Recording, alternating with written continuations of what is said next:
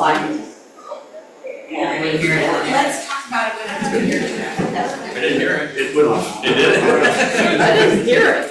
I think everybody, we're going to start the meeting, guys. Okay. Good evening. Welcome to the Sun Valley Board of Directors meeting, August 13th, 2026, 7 p.m. regular meeting. Call the meeting to order at, I think it was 7 p.m. Forgot my phone tonight. All here. Roll call tonight. Oh, perfect, right? We're all here. Yep, everyone's present. Yes.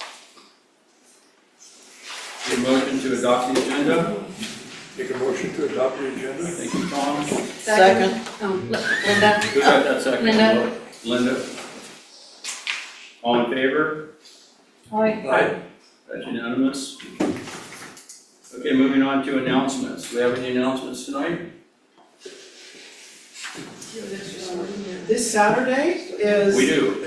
Sorry. Yeah. This Saturday at 1 p.m. there will be a town hall meeting for the presentation of the proposed 2027 budget. I encourage everyone to attend who is able. We will definitely have the high-powered fans set up since it's forecast to be a hot day. We'll also be showing the meeting via YouTube. So if you just want to watch, you can do it on YouTube.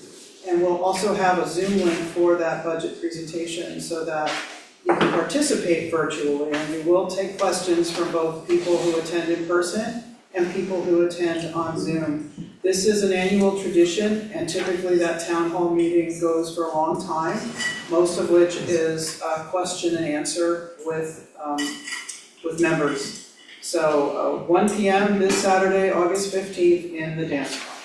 Thank you. We'll go with, go Rob first. Ladies first, please. I just wanted to say, it's gonna be held at the real estate office across the street. It's a free community event from 11 a.m. to 1 p.m. on the 15th. So before you get ready to come over and listen to the presentation, you can have free pizza, get your face painted, and have some ice cream. Oh, very good, that sounds fun. Very nice. Apologies. Rob? No, I just wanted to announce that there's an opportunity for community members to opt into electronic notification, electronic ballots. You can do so by, there's a link on the Sun Valley website. Then you would receive a ballot in terms of either on both on your cell phone, your email address, and you can vote either way, whether you like being on your desktop or on your cell phone. Once you voted, if you tried to go over to another device, you would get a friendly email saying you've already voted, and you get notification that the ballot's been received. So it's very secure, and the thing that's really great for the association is it saves us money. It's a great way for all of us to opt in and save money because there's no return postage that we end up having to pay for the paper ballot. So if you're like me and you tend to lose paper, because if you hand me a piece of paper a half hour later, it's gone. If it's on my phone or in my email, it's there for sure. So Rob, a question. Yeah. If I did it electronically last year, do I have to register again this year? Yes. Okay. Ooh, that would be a good thing to tell everybody. Yeah. Just, if you opted in last year and you think that you're opted in, you need to re-register this year because unfortunately it was the first year we did it and they didn't save the information. So please, if you voted that way last year, please opt in again. Yeah. Tell your neighbors. It's just that's probably one of the biggest ways we can save the association money by doing so. And if you prefer not to, you don't have to. Everybody's going to get paper. So, but it's a way to save money. Great. Yeah, tomorrow between 1 and 3 at the library, our library, there is an ice cream social for kids and adults, any readers. It's free. There's also at the same time there is a student bazaar where children have put together and made different types of crafts or fancy Legos or whatever they're into, and they're trying to market them themselves with their parents' permission. I mean, we're not bribing. Anyway, so they're entrepreneurs on their way, and then you can get some ice cream, and I know we have enough ice cream, because I picked up 15 gallons, so Okay. we're in good shape. What day again? Ice cream. Yeah, and also, secondly, Doug Buchanan, who ran the car show at the Valley, he was very thankful for the support from the board. We didn't have it previously, we really had it this year. A lot of the participants showed up, they had, they got some nice trophies, they're really proud of them, they're happy. It's gonna be bigger and better next year. Thank you for guys stepping up with that. Yeah. What's the date of the ice cream social, Saturday? Tomorrow, Tomorrow? Yeah. Library was- roll out of bed and then get there at 1 o'clock. Yeah, because I have to go have my work done in the morning, so. Perfect. We got 3 choices of ice cream, you're set. Ooh. Mitch? I spent some time and read all 75 pages of the comments on the survey. And I think that it's important that the board schedule time in a coming meeting to respond to the community on the survey. There were a lot of interesting comments. They were broken, you could see them broken down into groups. As much effort as Joanne and staff put into this, and a third of the community responded. That's wonderful. Yeah. All right, I think it would behoove us to not just say, oh, thank you for the survey responses, but to actually discuss, okay, what are we gonna do? How are we gonna respond and give the community back, responses to their requests for, actions. And so I think the board needs to schedule time in a coming meeting to do that. Good idea. Just to add, there'll just have to be some sort of way to coordinate the groups of messages and how to respond to them. So there's- I don't think we can do all 75. No, that's what I'm saying, somebody has to be able to review them. To do the grouping like we Yeah, talked yeah. about. I think it's a good idea. If the board wants to assign a couple directors to it and say, look, go ahead and put something together, great, I'm in.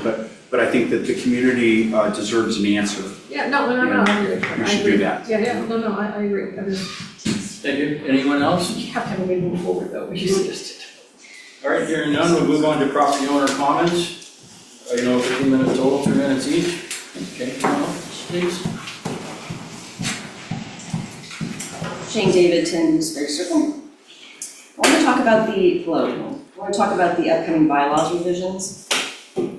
Let me just start by saying that I recognize the difficulty of this effort and how long it must have taken to get to this point.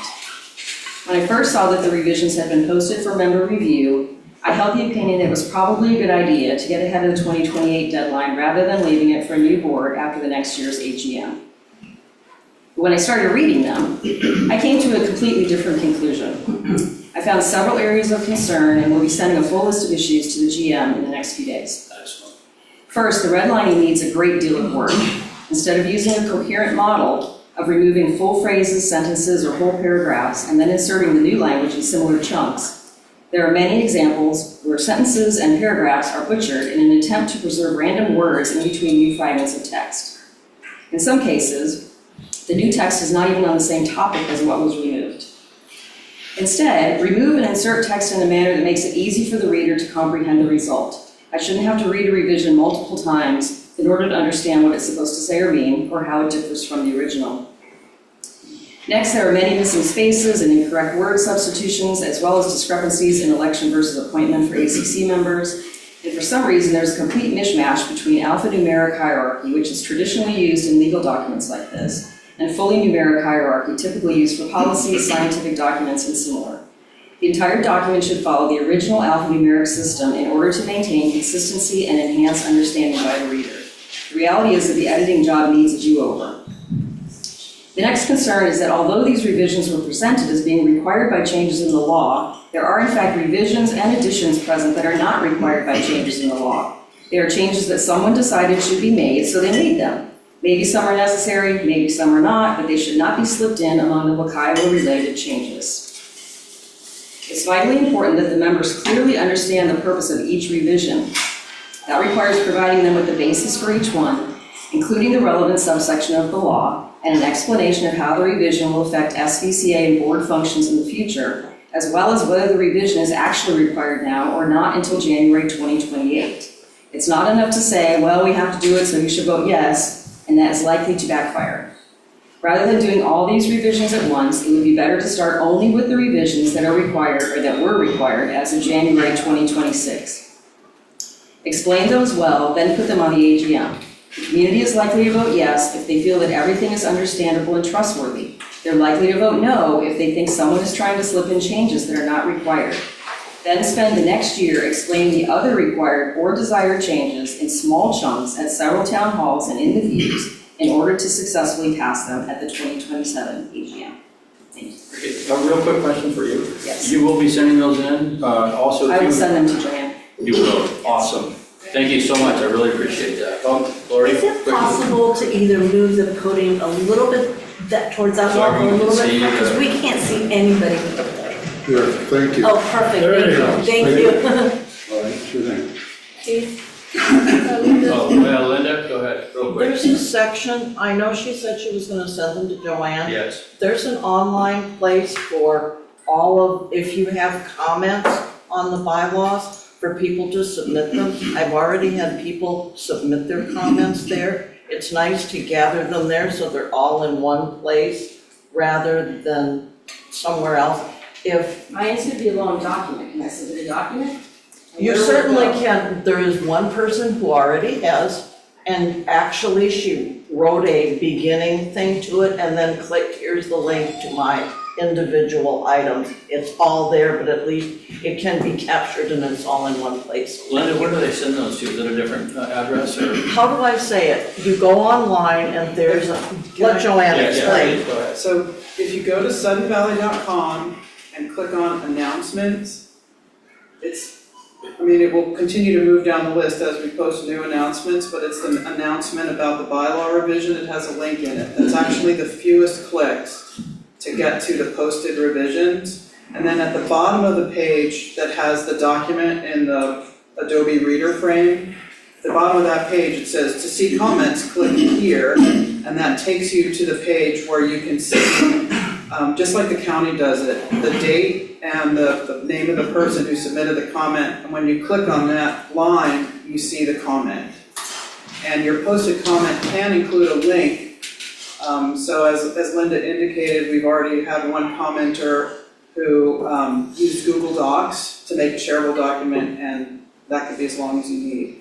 But the substantive nature of some of these comments is very much appreciated. Every single one is being reviewed and considered, and we will bring all of those comments and responses to the planned town hall on the 22nd.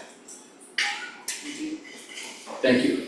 Next, I'm sorry. All right, thank you. Good evening, I'm Eric Fink at 17 Marigold Drive. I've heard differences of opinion as about whether a community accessible area exists along the western shore of the marina. I'd like to present information I investigated to determine whether it does.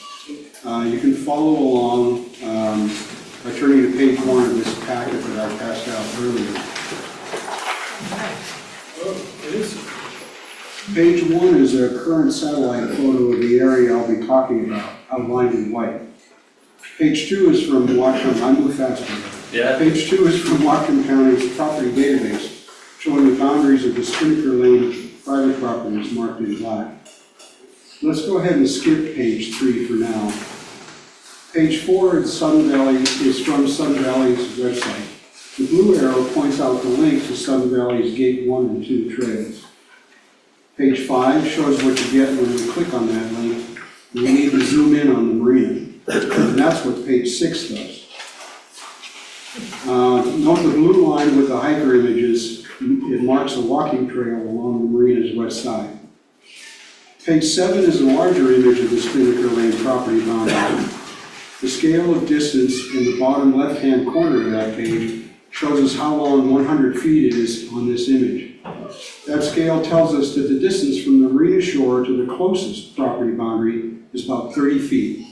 For comparison, 30 feet is the length of this room from windows to back wall. And the distance increases as one moves northward beside the shore. Note also that the gap between the second and third properties at the bottom. That gap once allowed access to the marina's west side, but is now obstructed. Page 8 is a 2011 image showing trail maintenance work being done along the marina's west shore. Page 9 is a recent photo of the West Shore's main entrance. The metal plates and padlocks allow those posts to be removed, allowing access for maintenance by maintenance vehicles. Page 10 is a satellite image from 1985. The trail by the western shore is clearly evident. Page 11 shows the same area in 2017. Remnants of the trail are there, but private lawns have begun to encroach on the area, and 6 stairways have appeared at the water's edge. I think that's ample evidence that the marina's immediate western shore is community property, but some adjacent homeowners act as if it's theirs when conflicts have arisen. It's imperative that the association respond before someone gets hurt, lawsuits are filed, or both. Mark the area's boundary and please formally notify the adjacent property owners that they must allow community members access to this area. Thank you. Joanne? Yeah, so, these pictures are very helpful in understanding the basic situation.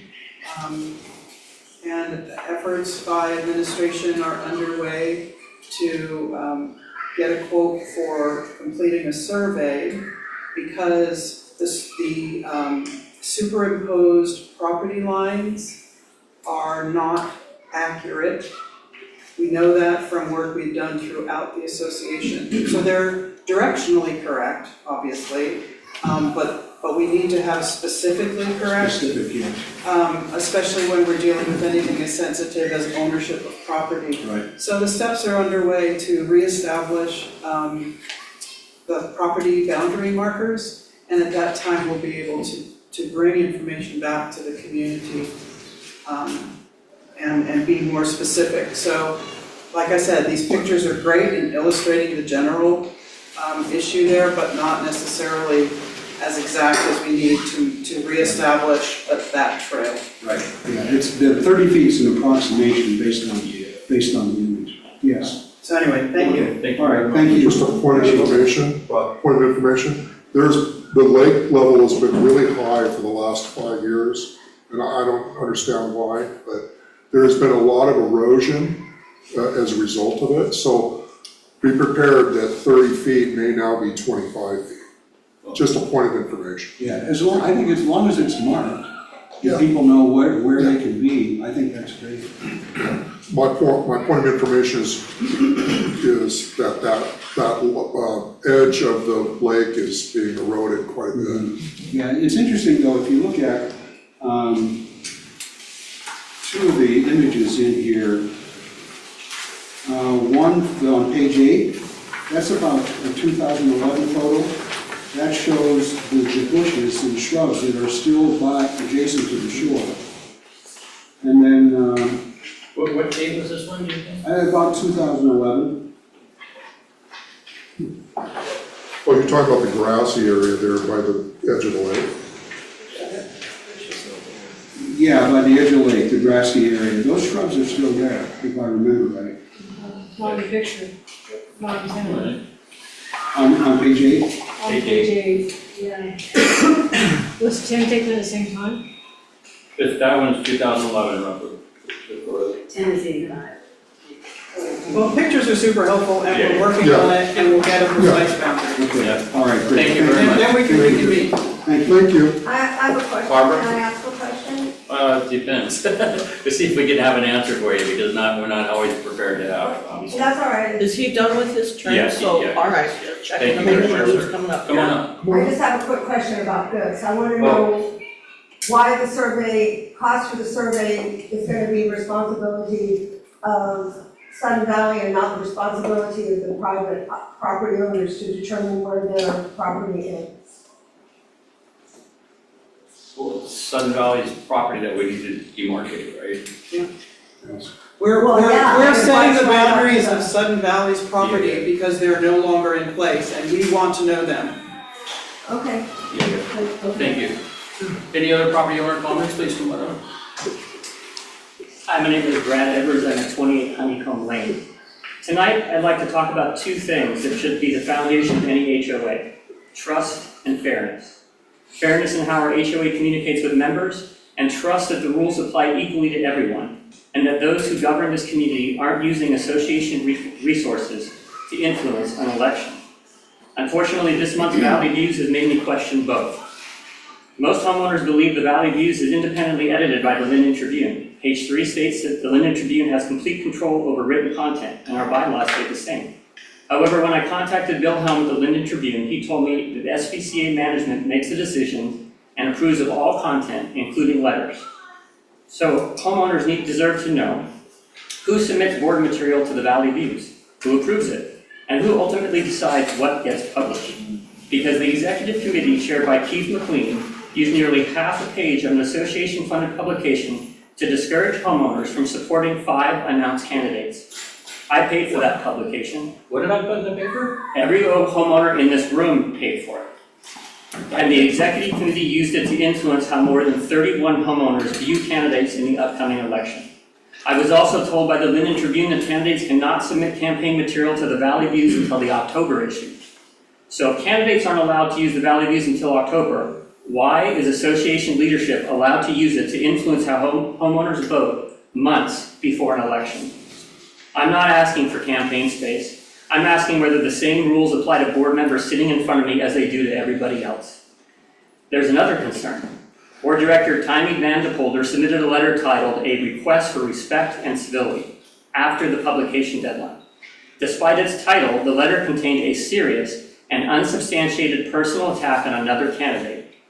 Here's what members need to know. At least 2 other residents submitted letters before the deadline, yet their letters were bumped to make room for Timmy's late letter. Someone in this room tonight likely authorized that. Our members deserve to know who. This isn't really about me, it's about fairness, transparency, and whether the people sitting in front of me are subject to the same rules as everybody else. I sent these questions to the board and the general manager several days ago. I received no response. So I'm here asking for answers now. An HOA-funded publication should never be used to influence an election or for a sitting board member to personally attack other HOA members. That is highly inappropriate and needs to be addressed. Because the Valley Views does not belong to the people sitting in front of me, it belongs to all of us.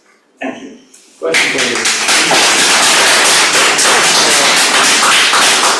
Could you send me to my board email what I posted in the views? And you can also read it. It's titled, it's authored by the executive committee. It's the last 2 paragraphs on page 3. Thank you. If you didn't approve it, I'd like to know who did. I'm not involved in the views, so thank you. Nadine Falvey on 17 Marigold Drive, and I have 3 issues to. Did you get the Your name again? Yeah, can you do Nadine Falvey, 17 Marigold Drive, and I have 3 community issues I want to bring up. First, we have a fiduciary responsibility to maintain the amenities, including the west shoreline of Marina Park. Yet this walkway has not been maintained in years. There's no sign to indicate it's a pathway or to welcome community members. There's no demarcation between public and private space. Homeowners along the walkway have encroached on the public space. One just wrote a letter to the editor chastising the community for using the walkway and for being unkind. I am not condoning rudeness. However, the problem is not with the community. I ask the board to maintain our public spaces, particularly when space is at a minimum. Second issue, significant space in the Sudden Valley Views has been dedicated to trying to convince the membership that how we feel about board decisions is ill-informed, exaggerated, and inaccurate. Example, maps and articles have argued that the proposed updates at Marina Park are not as bad as they seem, that they're fair, and that they're necessary regardless. Yet the community has begged you to reconsider. This is not a small fringe group. A recent survey verified that almost 50% of the homeowners rank the off-leash area as their top amenity. 46% of 3,118 equals over 1,400 individuals. Over 1,400 individuals are misinformed. A space can be rejigged to provide safe places for play without cutting into current amenities or destroying the landscape. I ask the board to listen to and respect the interests of our community. Third issue, the article by the executive committee in the August edition of the Views truly marks a new low. For the board to use the Views as a platform to undermine the reputations of other candidates is quite frankly embarrassing. A research scientist from the University of Washington has no experience. Do you have any idea how many boards a PhD sits on over the course of a career? A candidate who works for our local school district has no experience while sitting on school board after school board. Eric and I have recently had the opportunity to get to know these 5 individuals, and I will agree with you on one point: they're running on a singular agenda. That singular agenda is to listen to and respect what our community thinks, what our community values, and what our community wants, and I hope each of you will consider doing the same. Thank you.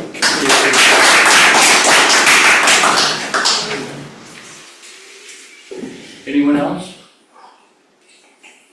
I have a question. Thank you very much. Was there, in the survey, was there ranking? No. There wasn't, I don't remember ranking. I wish it was. I think you're not hearing the point. I'm sorry. I think you're not hearing the point to go for the survey yet. You're missing the point of my statement. Purposefully. Thank you very much. Moving on to consent agenda, item number 4, approval of the meeting minutes for July 23rd, 2026. You'll find that on page 2. Do you get a motion? I'd make a motion to approve the minutes. Tom? Second. Second, Linda. Any corrections, comments? Wow, really? None on this one? I kinda only have one, but it's like, I think you made it, so it's not a big deal. All right, all in favor? Aye. That's unanimous. Good, so you're in on that? Yes, I am. Thank you, sir.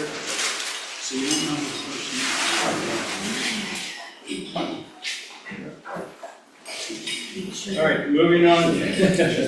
Moving on to item number 5 will be the report. We have the general report. Joanne? Thank you. This is the general manager's report for July. It's certainly summer in Sun Valley. Pools, parks, beaches, and trails were in steady use as everyone got outside to enjoy the sunny weather. Staff had a focus on preparing for the annual Valley Fair, which was well attended despite oddly windy and cooler weather. So, talk about Valley Fair. Recreation, maintenance, and administrative staff all contribute to the fair. And we spend the first 3 weeks of July doing the various tasks that contribute to the event. Although the weather wasn't ideal, there was still strong attendance for the fair. The food and craft vendors reported to us that they had healthy sales, although our beer garden sales were not as big a hit as in previous years.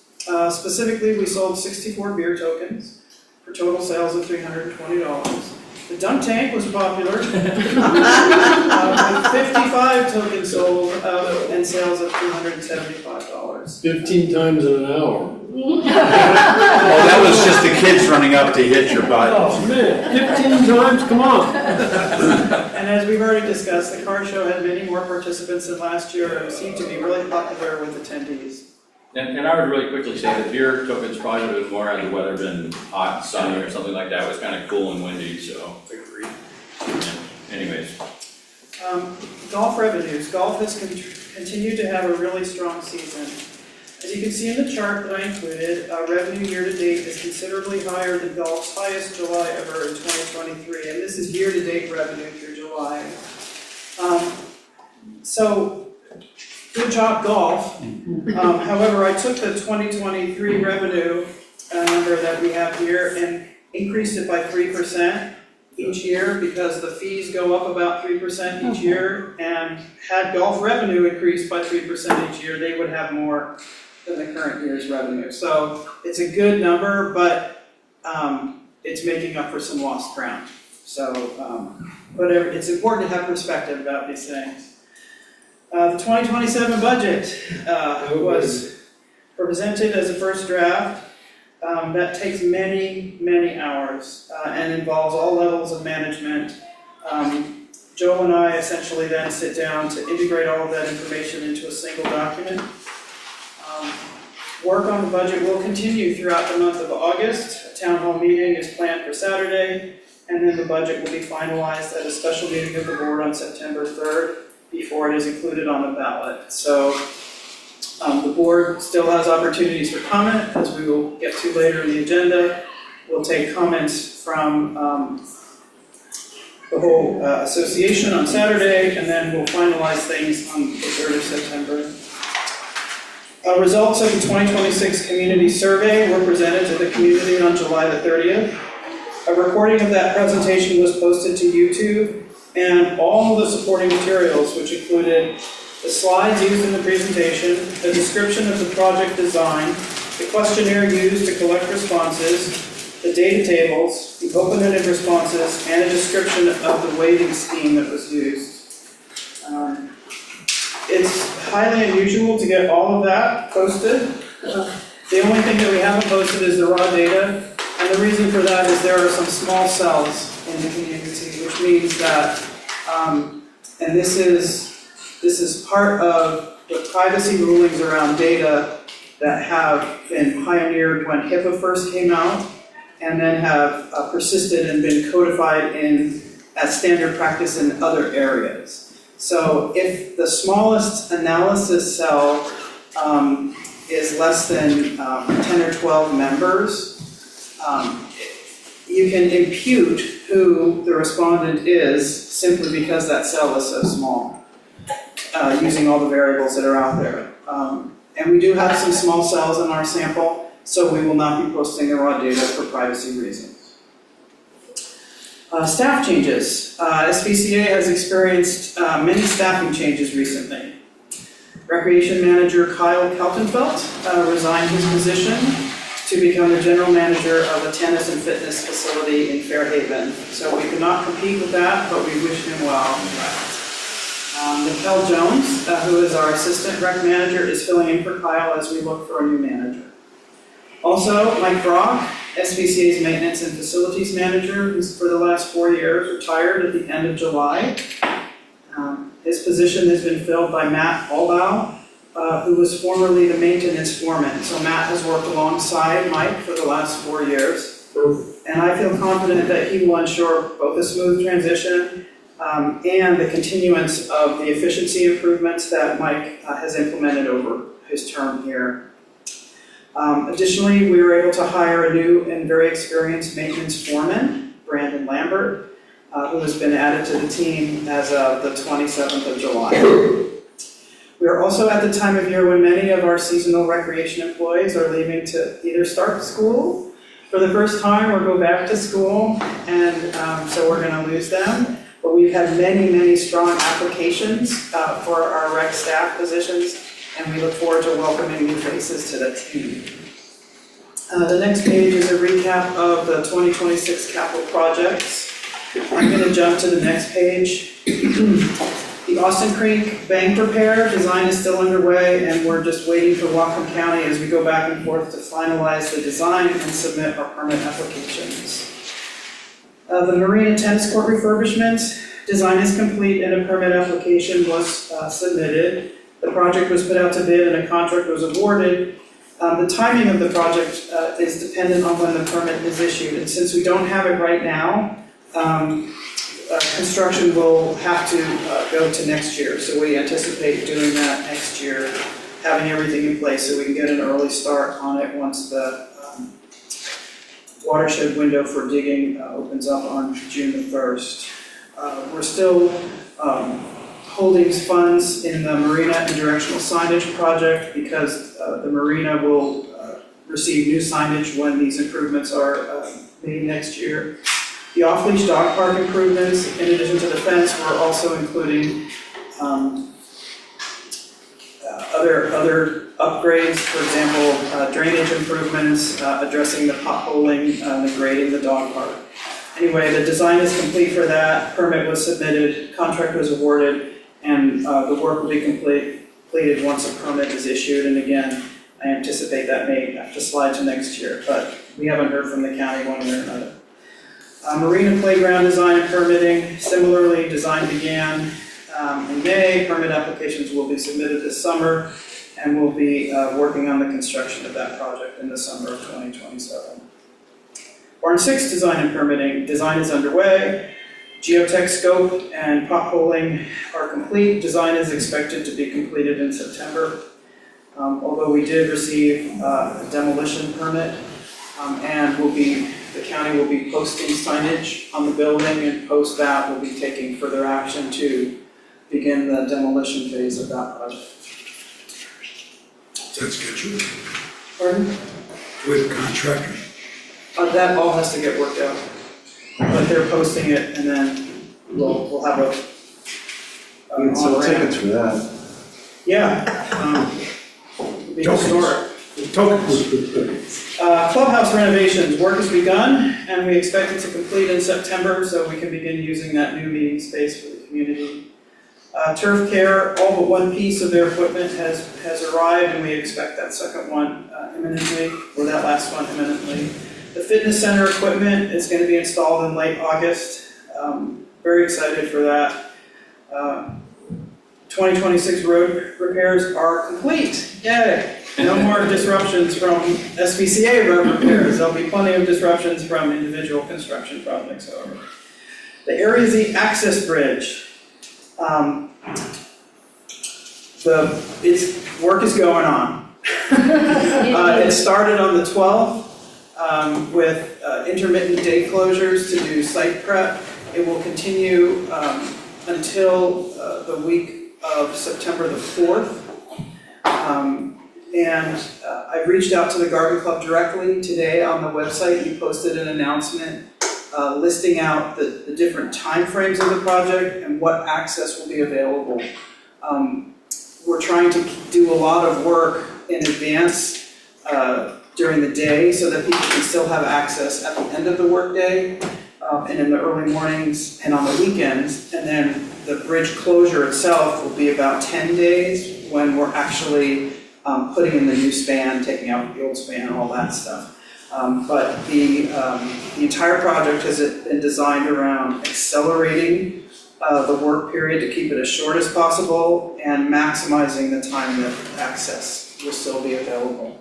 So that's an exciting project and good to get underway. We waited a long time for that. On culverts 22 and 24, we did finish design in July. Permit applications are next up. And of course, the construction on those projects are expected in 2027 and 2028. Since permitting takes such a long time, we've now adopted this batch scheduling, so to speak. The rest of the report is there for your reading pleasure. Thank you for your time. Thank you, Joanne. Any questions? Linda? So many of these projects have to do with the county and permitting.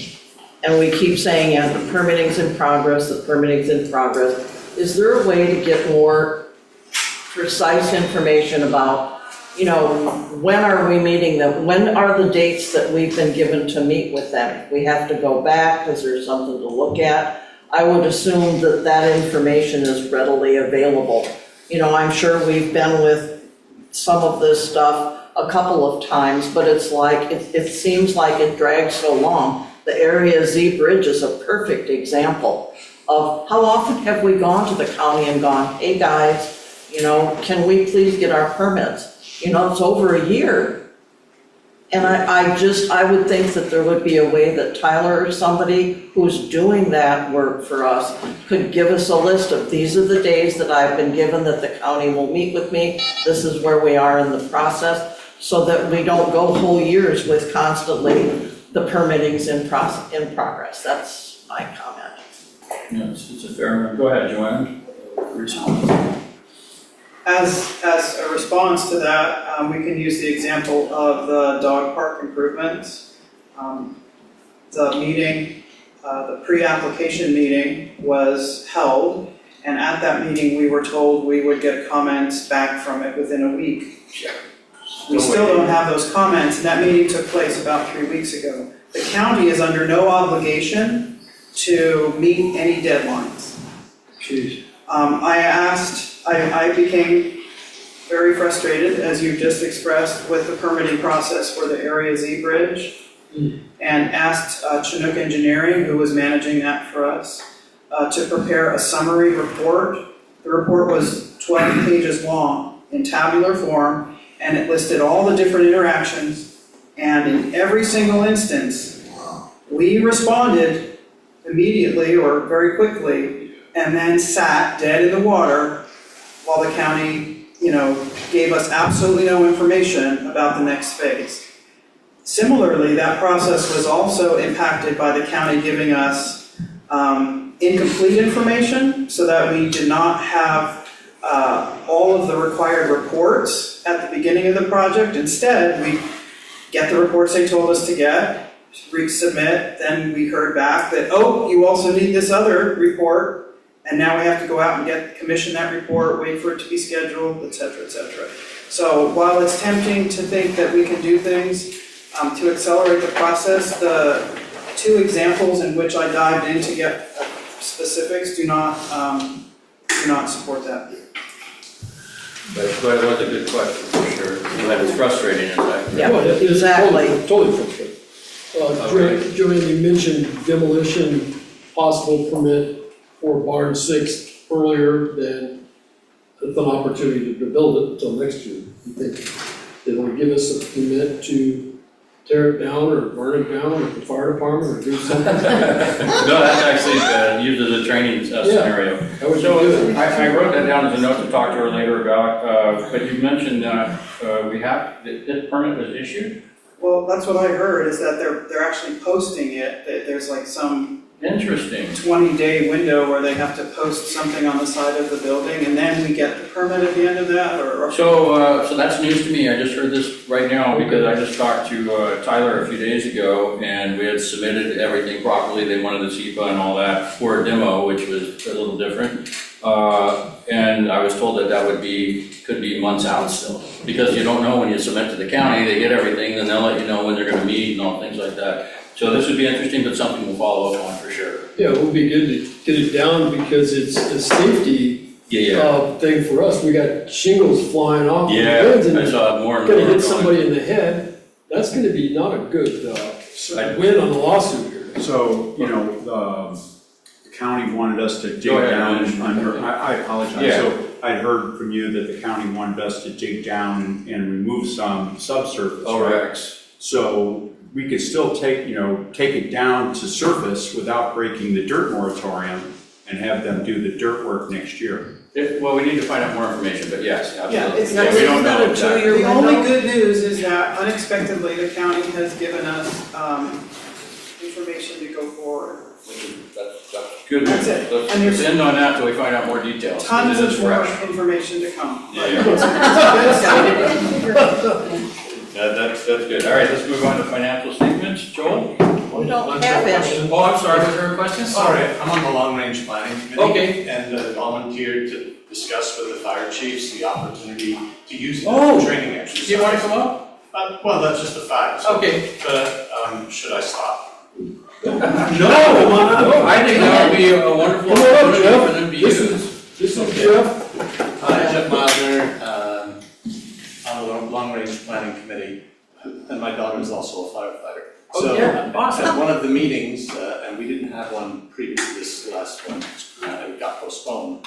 I took the initiative to say, all right, I'll talk to the fire chiefs and see if we can coordinate something in the wet weather. So as not to obviously pose a danger. I'm happy to do that, but it was just a little premature to go at it now. No, I think that would be a great idea, and that actually, because the fire department has the ability to work with the county, if things, we'll have to find out more about the details, like I said earlier.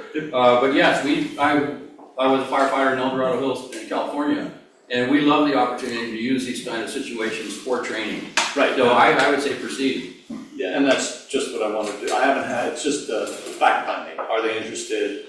Yeah, absolutely. Safely accommodating, and I'm representing the long-range planning committee as part of that. It'll be short range planning, but. What's that? I would say the board is now saying, oh yeah, please get us information. Well, I think because there's probably going to be some cost and, how does it compare to demolition?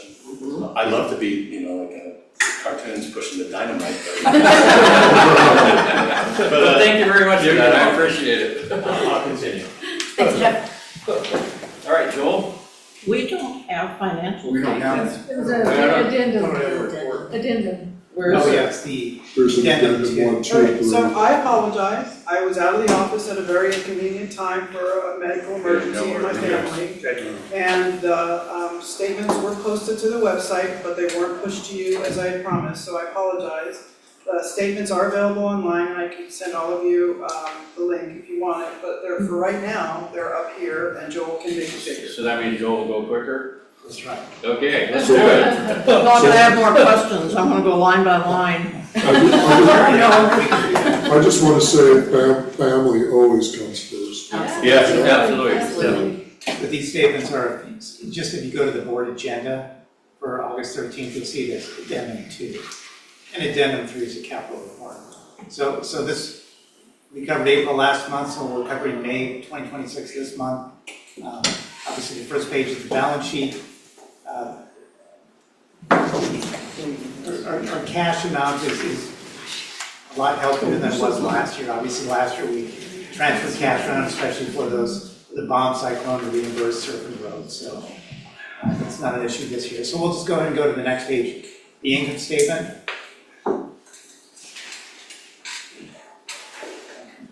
So I'm just going to go right to the bottom line, the net income here.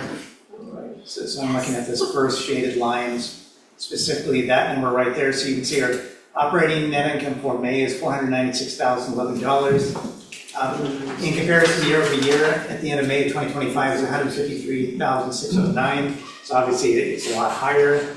Obviously Joanne has really implemented some, I guess you could say more cost-cutting measures, austerity, call it that if you want, to try to keep the expenses down as much as possible, and obviously that's having an effect, as you can see on the bottom line here. You can see that we are, approximately $249,000 better than budget.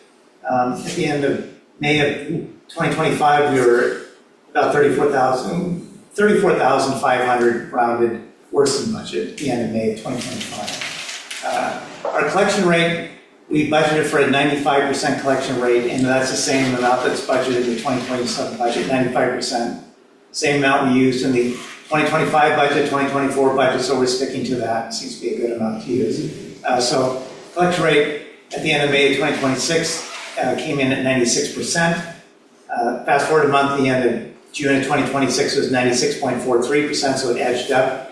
Comparison-wise, at the end of May of 2025, it was higher, it was 97.1%. In June of 2025, it was 97.25%. So I guess maybe the one piece of bright news with that is to go from May to June 2026, go from 96 to 96.43 is actually a bigger jump than to go from 97.1 to 97.25. You can think about it like that. But we're trending in the right direction. I've said this before, and I'll just say it real quickly, say this every month. It is an interesting number that obviously if we budget for a 95% collection rate, if we ended the year at 96%, this would be easy to see if I just use 96%. But I anticipate we'll be higher than that. But at the end of the year, if we were 96%, now we're 1% over, then ops would get an additional $32,088. Surf would get close to an additional $15,000, roads close to an additional $15,000, mailboxes just $265 more. But and obviously you could multiply that by 5 if we came in at 100% collection rate, which I doubt that will happen. But that gives you an idea of how that really affects this bottom line in terms of the operating net income. Sure. So I thank Joel for crediting me with austerity measures. But in fact, if you dive into the expenses, you can see that we were also very lucky. Our legal expenses are sometimes outside of our control and may have been significantly lower this year. So again, there's an element of luck. Of course, there's an element of management in that as well, but circumstances can sometimes override management judgment. The other area which we're lucky is that we have not had to spend as much on hazardous trees. Last year was plagued by the need to, very early in the year, spend a lot of funds to clean up from the winter storms. And so that's one of the things driving. However, it is true that our salaries are lower, and some of that is due to maintenance working on the CVC project. They charge their hours on CVC to a different account appropriately, since that is a capital investment. Turf care is actually the biggest. And turf care is lower as well, but salaries are down overall. Really what's driving it is the increased income. And it's not just income from assessments. In fact, that's less than half of the total increase in income. The other increases in income have come from golf, having a very strong year, and from the marina. This year, everyone with a wet slip was encouraged to also get a dry slip so their trailer could be available. It's actually required in the license that's extended to people. And that was not as enforced as fully in the past, and that's driven additional marina revenues. And it's that, it's a significant chunk of income. It's about $135,000 this year in additional other income from golf and from the marina. So that's non-assessment income. Sorry to interrupt. Thank you. Yeah, good stuff. Good stuff. Yeah, so basically, as you talked about with those revenues, so I'm just highlighting right here the non-dues revenue, like golf income and all of that stuff down to interest income. But you can see this $2,367,661, that's total revenue. That's a combination of all our non-dues and our dues revenue after bad debt expense right here, close to 1.3 million. So basically, our non-dues revenue is about 46% of all revenue in 2026, at the end of May of 2026. At the end of May of 2025, it was 45%. So the non-dues revenue as a percentage of total revenue is going up.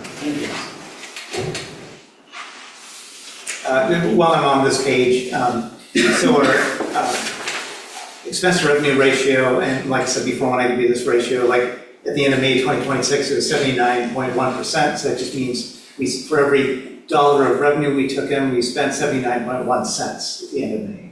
In comparison, at the end of May 2025, it was 92.7%. Of course, we would expect that since the net income was lower at the end of May 2025. Last month, April 2026, it was 79.7%. So we're still moving in the right direction with that. Obviously, What's our expense to revenue for May?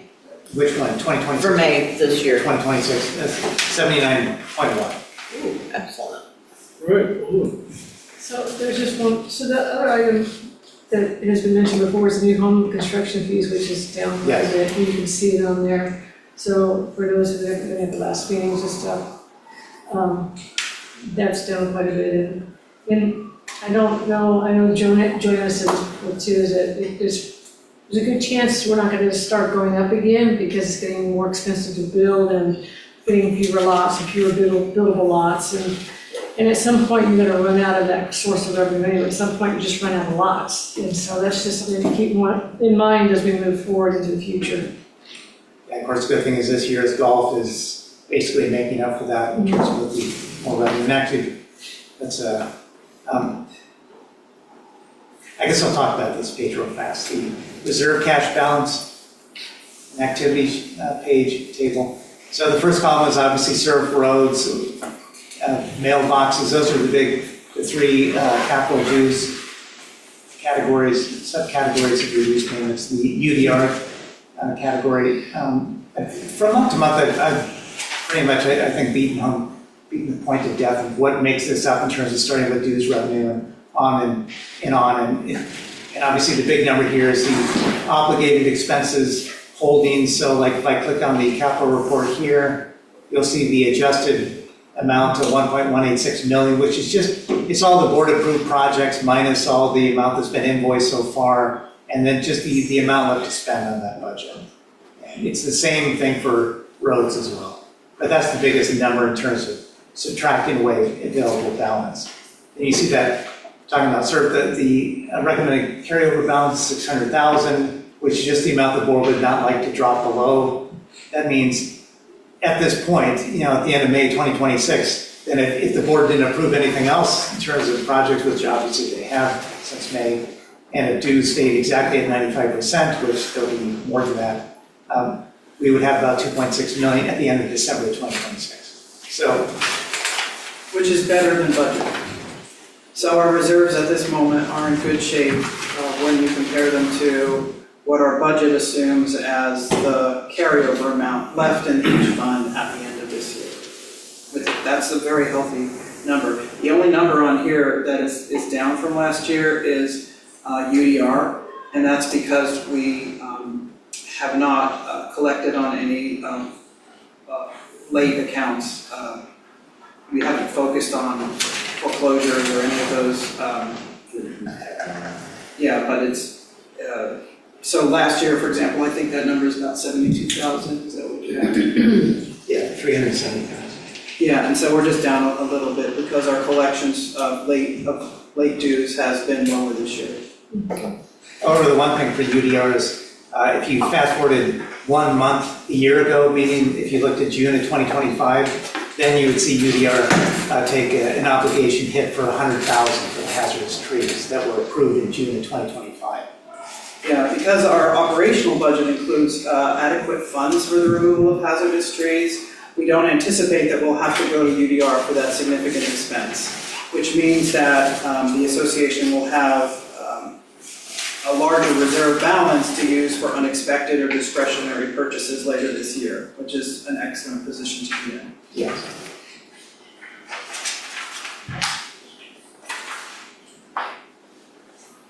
So the last page we'll talk about, we'll skip ahead a couple of pages to this.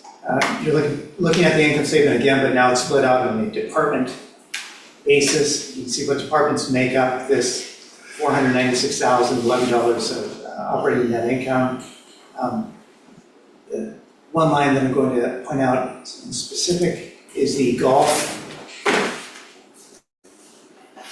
which is that line item right there. So you can see the actual revenue for golf, $626,134 year to date at the end of May 31, 2026.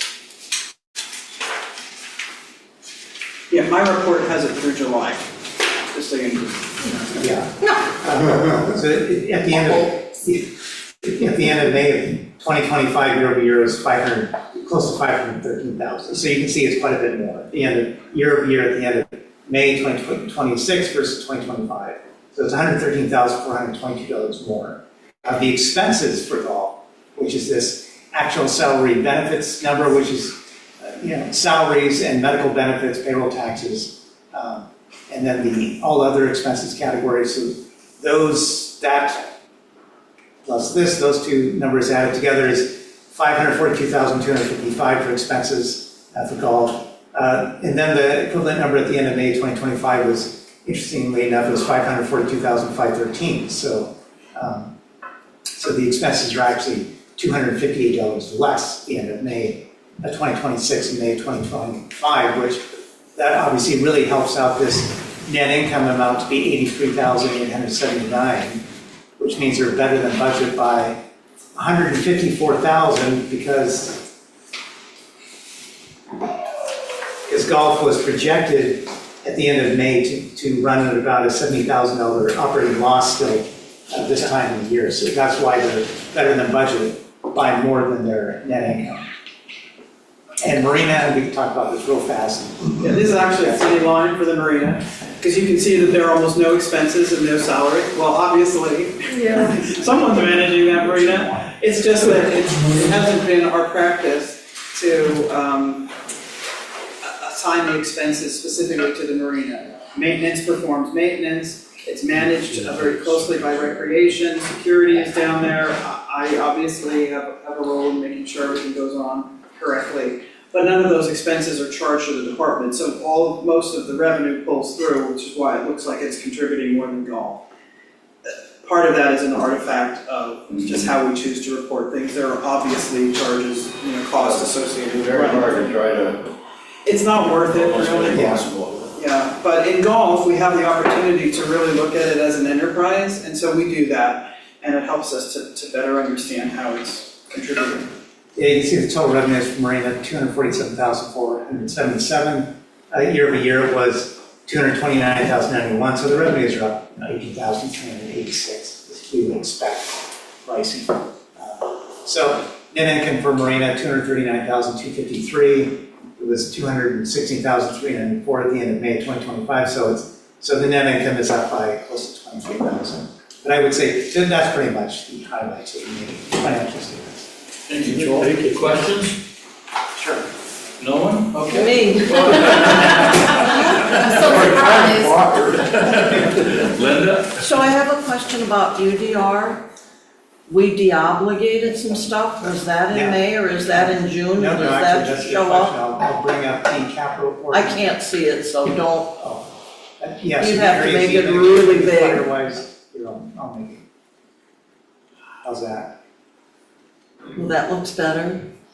So you can see the areas, so all of this stuff was deobligated on the May 28th board meeting, Area Z mitigation, Firewise, and the 2024 GM search. So Okay, these are all now marked as closed, and so no further funds are obligated. gotcha. Thank you. Yeah. I was wondering why this machine never had large font. You do have it. Yeah. I've been trying to hide it. I just was wondering if that was done, because you didn't mention it, and I Yes. wanted to make sure, because I couldn't remember for sure when we did that. Any other questions? All right, thank you, Joel. Hearing none, we'll move on to committee reports. Starting with Daniel, Architectural Control. Yeah, I just want to introduce you to Matt. He's our latest ACC guy. He's All right. appears to be undaunted by the slings and arrows inherent in our committee. He's already logged in many hours with our committee, and we're very happy to have him. All right, excellent. Congratulations. Thank you. Appreciate it. Thank you. Thank you, Daniel. Document review. Oh, what can I tell you? We finished as you know, the review of the bylaws.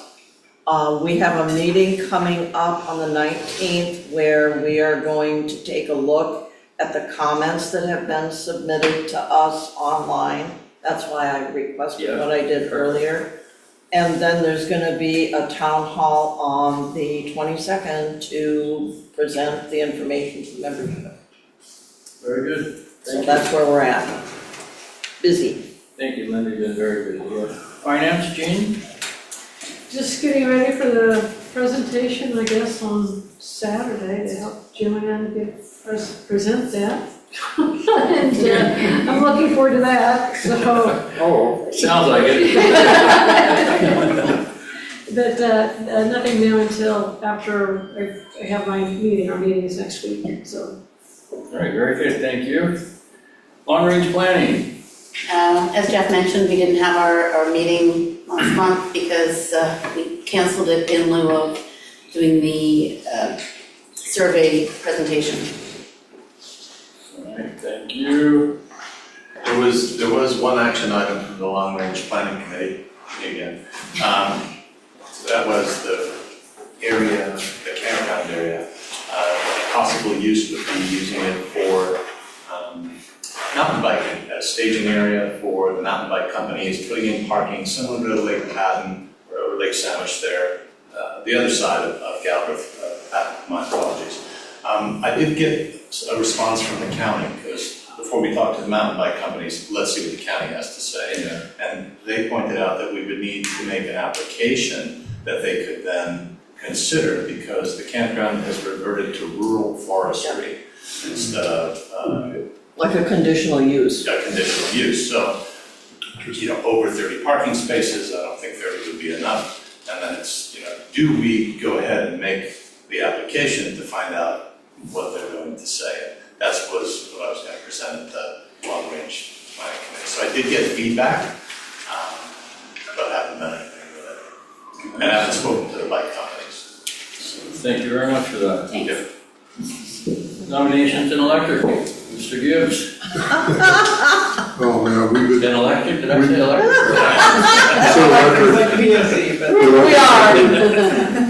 Yeah, we've been working really hard on the NE manual, the revision that we're gonna take a look at tonight.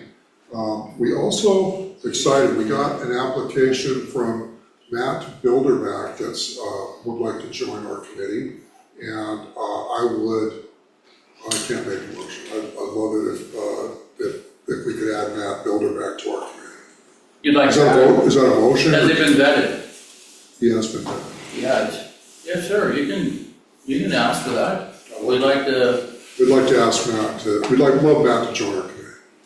and he's showing interest, huh? Yeah. Does he know it's a lifelong? Yeah. Has anybody told him yet? Do you guys have to vote on that, or? Yeah, we Just yeah. kind of a show of hands, it's just, but yes. Did you get his name and stuff? Yeah. Bilderback, Bilderback.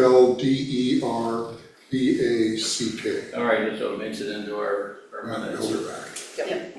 All in favor? Aye. That's unanimous? Very good. And then also, our next meeting is going to be via Zoom on Monday at 6:30. We're gonna be talking about, we're gonna be looking at the sample ballot. What the? Here comes the next one. No, there's a bunch of them. He's just on a regular bike. Caught my attention. So we're gonna be, looking at sample ballots. One of the things that we're going to do is select the candidate forum dates.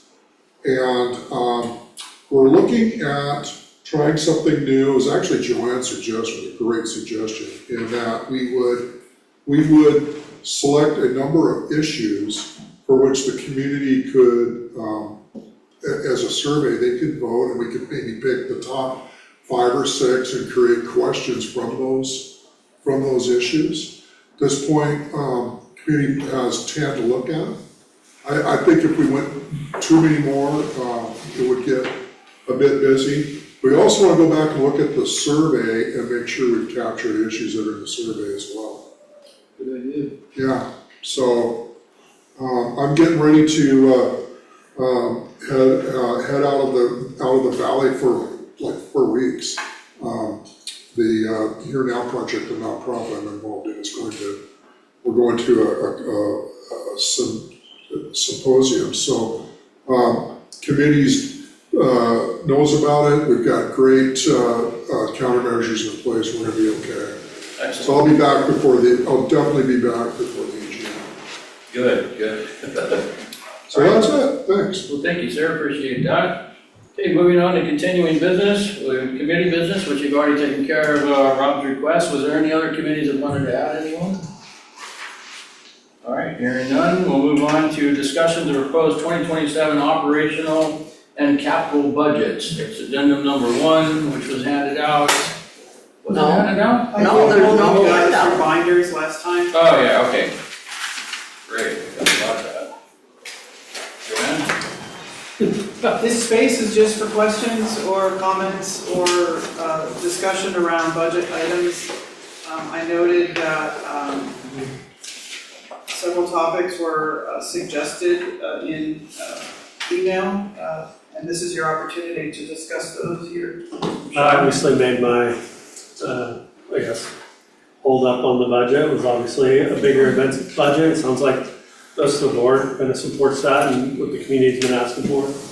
And I know we could pull it out of the EDR budget, but I think just having it there and, For events? Yeah. Big events. Yeah, events, sorry. Yeah. So, Yeah.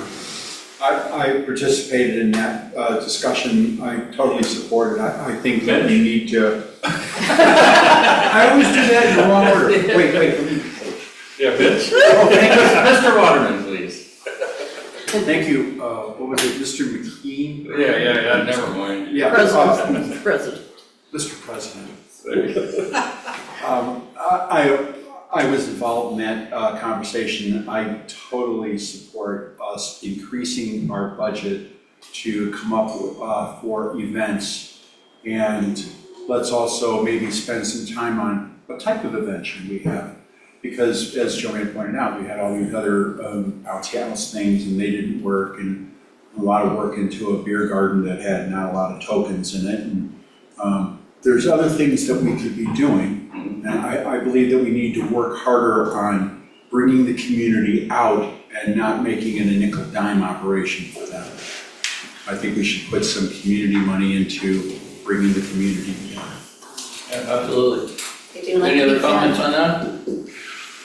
Yeah, so actually about the budget, so one of the things about that is, we discussed that briefly, was, yeah, like you mentioned UDR, there's available money and those types of things, and also, I think Joel mentioned trees, maybe someone else, I thought it might have been Joel, could pull money out of the tree fund or something like that, and we could really do that at any time. Right. It doesn't mean we need, and I don't want to misspeak here for either of you two, but we could do that at any time as a board if we decide, and we do agree it's a good idea to try to get together a group that could run an idea for events and maybe bring some possible ideas to the board to discuss, along with what those might entail, you know.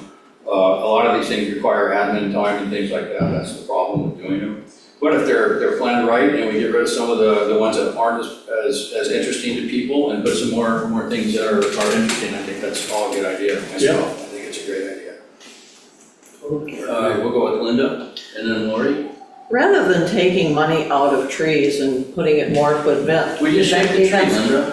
Oh, why? I'm sorry, I forgot about that. That was a joke from the president, that was good. Mr. President. Yeah, Mr. President. That we, if you want to take money from trees, take a little bit out of trees and put it into events. So you just. You know, what I'm saying is that you're really not, all you're doing is giving a little bit more money to events and taking a little bit of money away from trees. But you're not really changing the budget, you're just changing the allocations in those two Correct, accounts. yeah, it's just reallocating. Lori? Community-led, community-fed. If the community has groups that they want to put an event together, have the community really get involved in it. So they're involved in, you know, the event as a whole. And then the staff, the only thing that admin would have to do would be maybe order food. It could be something as easy as pizza, it could be like tacos from El Cave or something. Are you hungry? No, I haven't actually tried it. I was thinking that every time you miss So your that the food, community could do events that they think that they want to do and not, it could be varied. Yeah. So like White and Sudden Valley, bring that back, I thought that was. Yeah, it just to take the stress and the planning off of the admin staff so it doesn't add to their plate. Yeah. Haha, and then they add to the plate. Like a volunteer group, yeah, that's kind of what Yeah, we'll we're discuss. kind of talking Yeah. about that you let the community. Because food brings everybody out. Yeah, they like to be fed. Yeah, and it doesn't have to be huge, it could cost $1 million. I still think you need some sort of leadership. Yes, have the community, Yes. but you still need some Absolutely. sort of leadership involved, or else it'll just, either nothing will happen or it'll be chaos. Yeah. No, I agree, Have to need to have be a led point by person. yeah. Yeah, we thought about a community, like a group, not a committee, because that gets into that whole committee thing again, but a community group.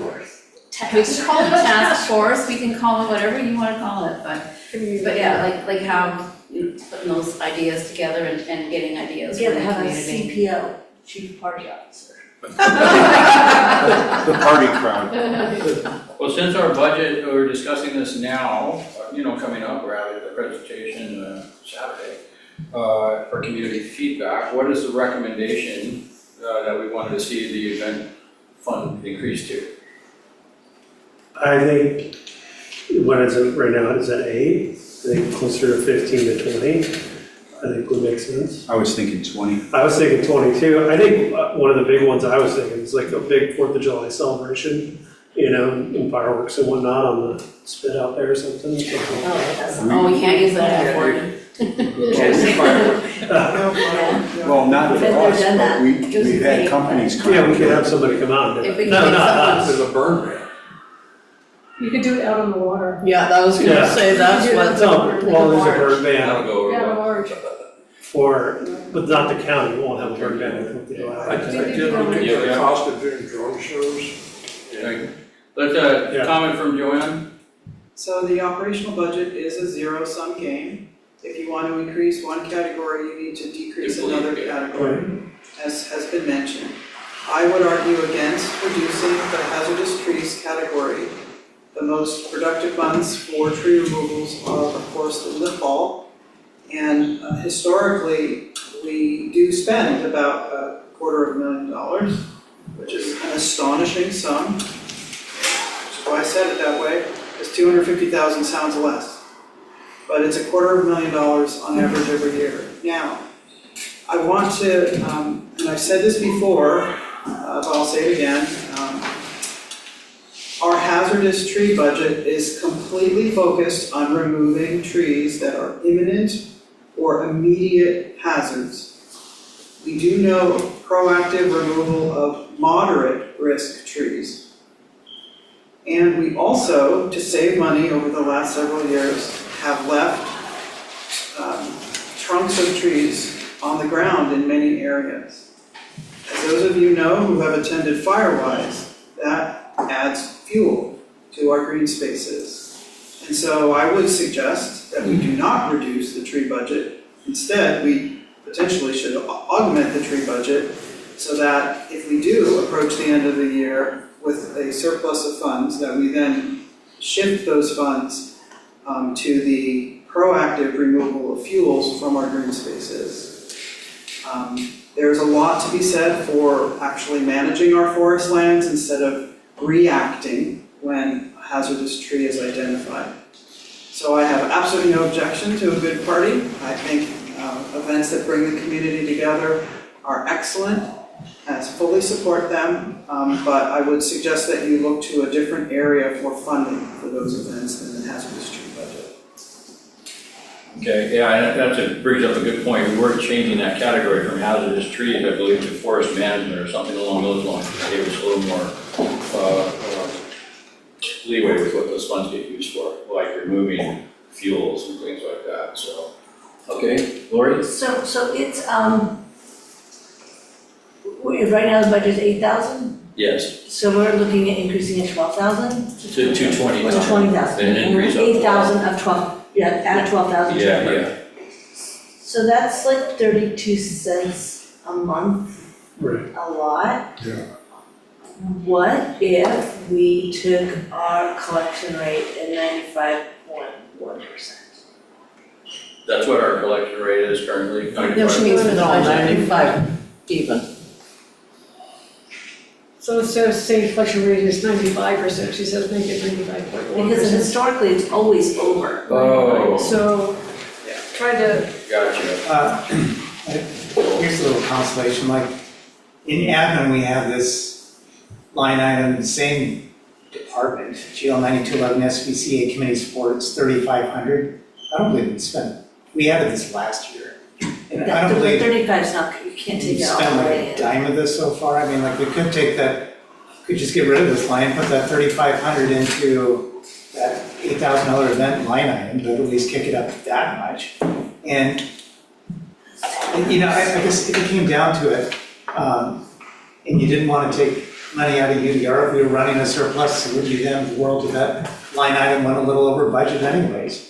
The money's fungible, it's operational. Yeah. Yeah, because we're not really like over in a lot of these Right. categories that Yeah. we can, like, we can't really.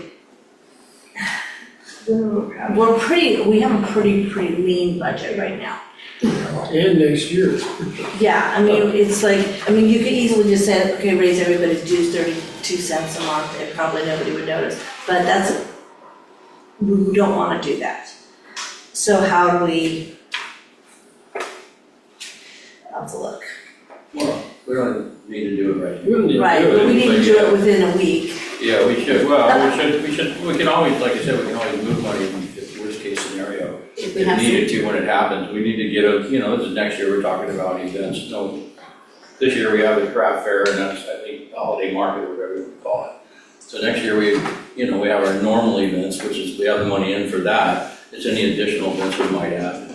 Tammy, are we still doing the tea? Yep, So we're still doing our tea. exactly, remember Coming to up.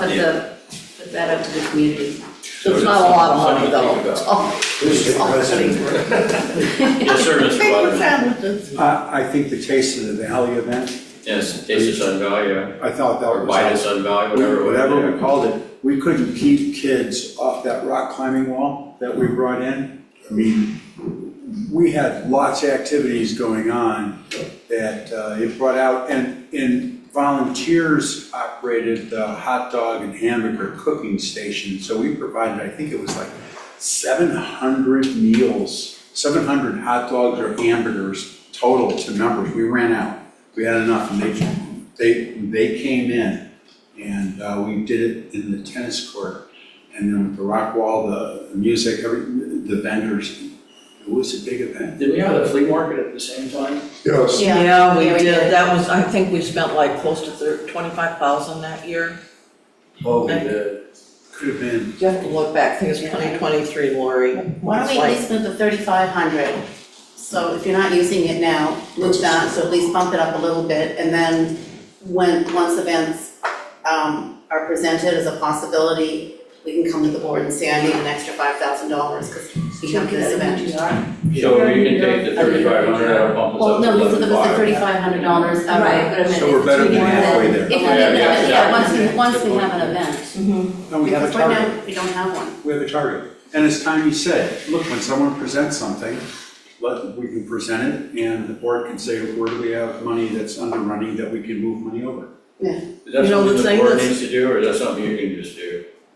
The board need to make a motion to move the. Yeah, it's a lot. Well, if we're taking Well, all this, You just do it. No, we'll just amend the budget.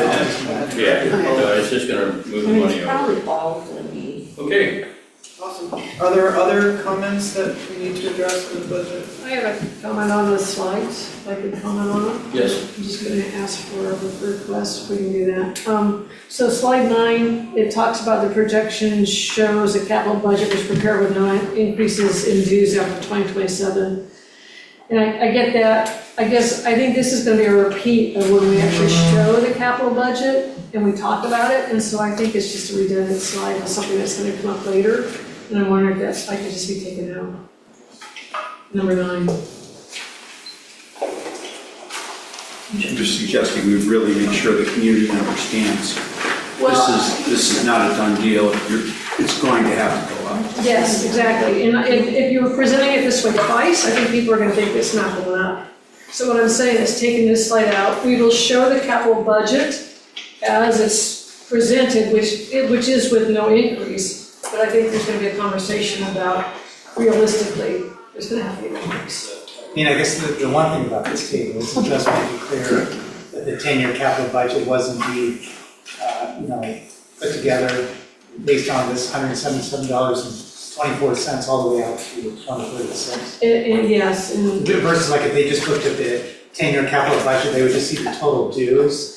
you'll see on top, you see what it is, if you see it doesn't increase as you go along on the capital.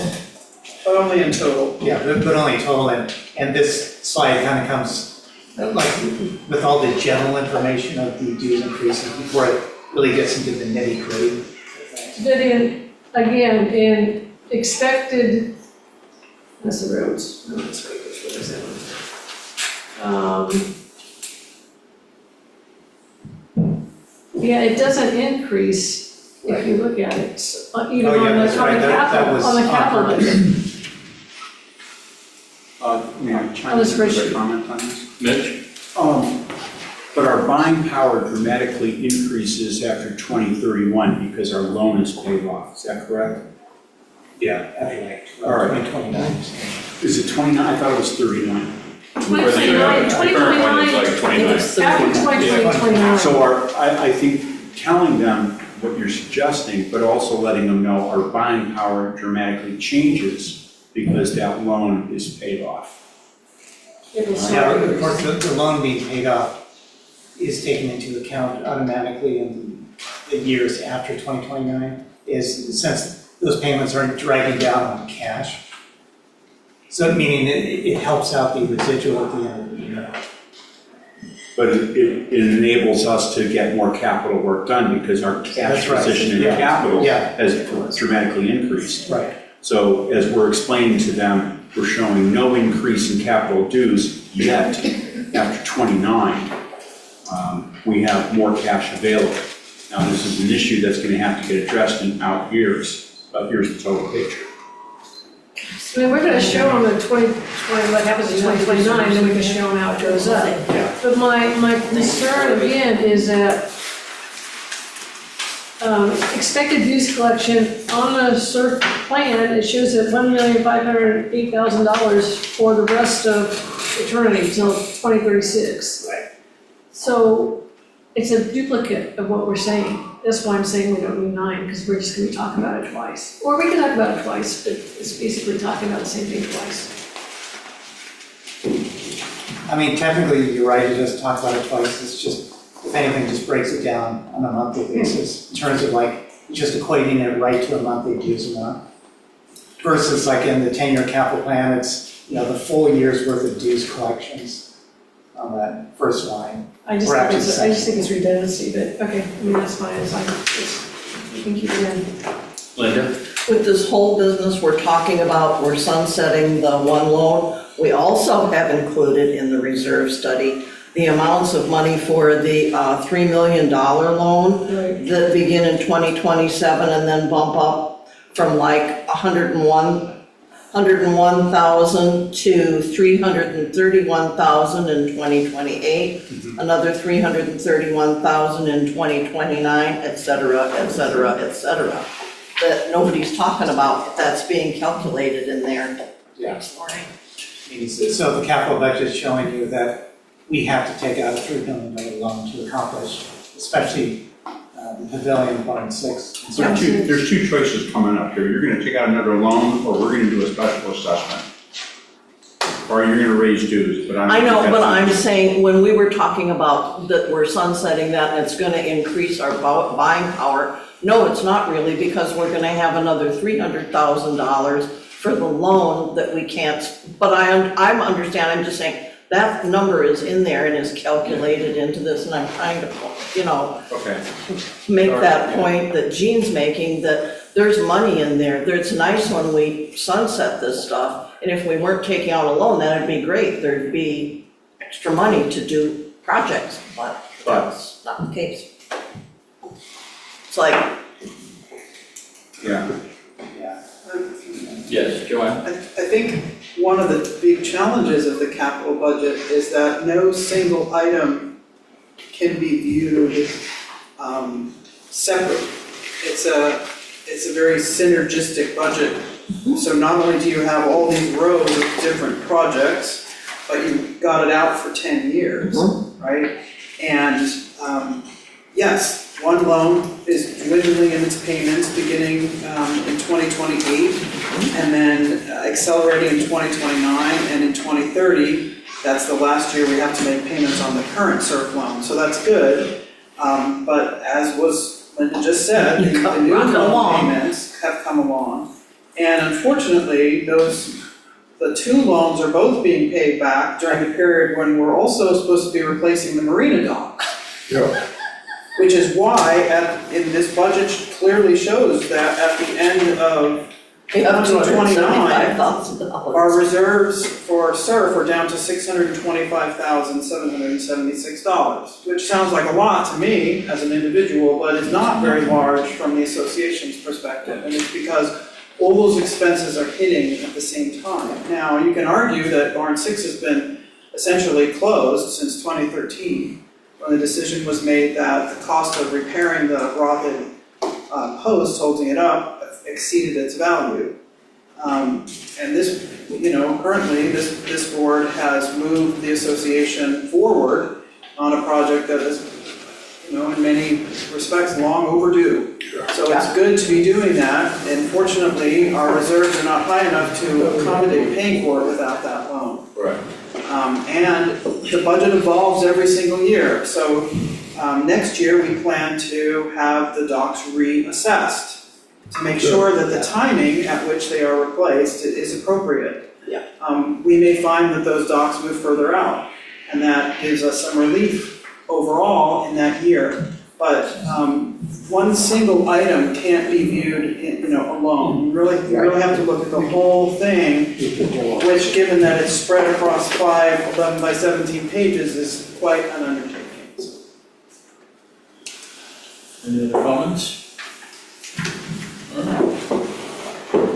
So, yes, So you do, great. we had funds allowed for Barn 8, but we de-obligated them, right? Yes. yes. So that's why it's all there, and then we were gonna move to that money to do Barn 6. Putting it back in serve. I don't know what we're gonna do with barn 8 until we have barn 6 We're up back and to going, serve. up and running. Yeah, but now we're talking about getting the loan to do 6. Because it's more than what we would do. Even the 600,000 we moved over isn't enough to deal with everything we need That's all we for have the left from the basic. Yes, from the barn 8 stuff. However, the good thing is this loan is $1 million less than the $4 million loan you saw in last year's capital plan during the 2026 budget discussion. Can I ask a question out of turn here? Go ahead, Linda. So we're all talking about this loan, it's in the reserves. Do we have any idea when we're gonna get the financial numbers on, I know we're gonna discuss this more tonight, and maybe I should save it until we get ready to look at the drawings, but I've seen no financials, which for me is the bottom line. I can look at drawings of a building and go peachy keen, but it doesn't tell me how's it gonna impact us, our budget, what we do, what we have to apply a loan for, et cetera, et cetera. The only blessing I see out of this whole thing with barn 6 is even if we have to take out a loan, there's not a special assessment needed. It will just be paid for out of the money that's currently being put into the SERF account. That's my silver lining. That's very good. And of course, this budget does show SERF due is going up 6%. Yeah. Or 27. For 2027. Any other comments, questions on that? All right, hearing none, we're gonna move on to discussion. Design details for proposed barn 6 / sport pavilion, multi-use pavilion, and so forth. Do we need to take a break real quick, guys? I could use a stand. All right, we'll take a quick break. I want Okay. to pause this for, 3-4 minutes. Thank you, welcome back. We'll call the meeting back to order at 8:43 p.m. All right, so our next topic tonight was discussion of design details for proposed barn 6, the sports pavilion or / multi-use pavilion, whatever we're gonna end up naming it. So the question came up by the architect was about having the full-on kitchen in here versus the break room. I put that question out to the board members individually and got responses back, and it was very mixed, so I felt it was appropriate to bring it to the board meeting and open discussion so we can discuss it a little further and then take a vote on that, whether we want to do it. So we'll have a little discussion about that and about anything else in there. You see we have the basketball court, the pickleball court. We have a couple of a storage room, it's called a storage room. Obviously that's going to have to serve as probably a meeting room and things like that as we're working on barn 8 because we won't have this facility. We're going to need to have some use over there. The break area is a good size now. It's actually very large. It could accommodate some tables in there, some round tables or whatever kind of seating you would want in there. It does not have a stove, it does not have an oven to make it a full-on kitchen. That will trigger fire, right? Fire codes, and so we need to put type 1 hood and things like that in there, so it's going to increase the cost. The estimate that he gave me, I think I sent it on the email, was I think 35 to 40,000. I think is what I put out. I can't remember off the top of my head. But I would always like to stay on the higher side of that because we don't know what we're going to encounter. So I've heard some great arguments. Ray in particular, I'm going to have him speak tonight. He sent out a nice thing that it sounded all great and it sounds good.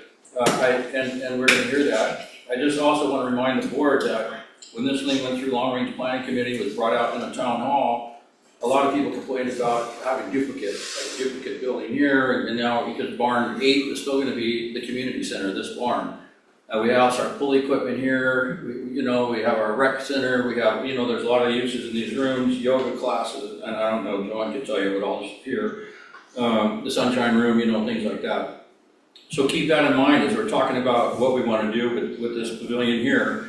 And at the community, originally, they wanted something, lean and mean, on the cheaper side.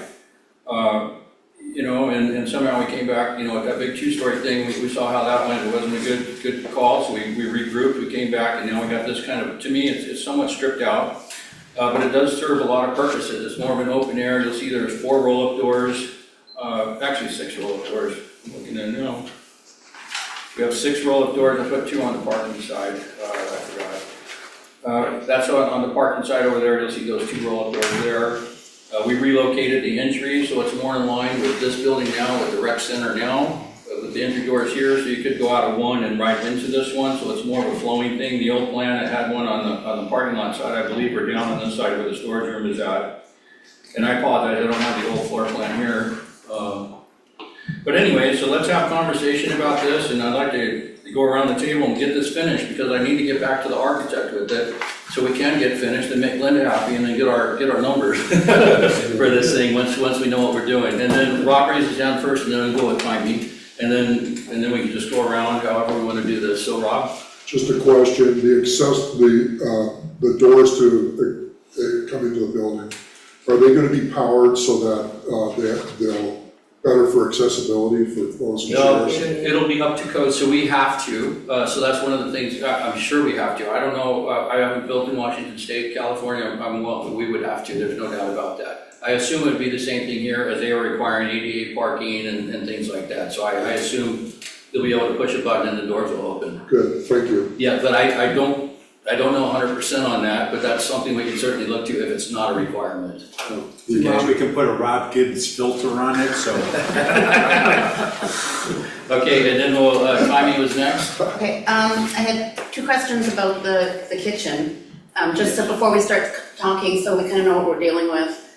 First of all, a full kitchen, can you give us like a general estimate, what do you think it's gonna cost? I know we don't have hard numbers, but what approximately? And then something we had discussed, and Jean had a really good idea in one of our discussions the other day.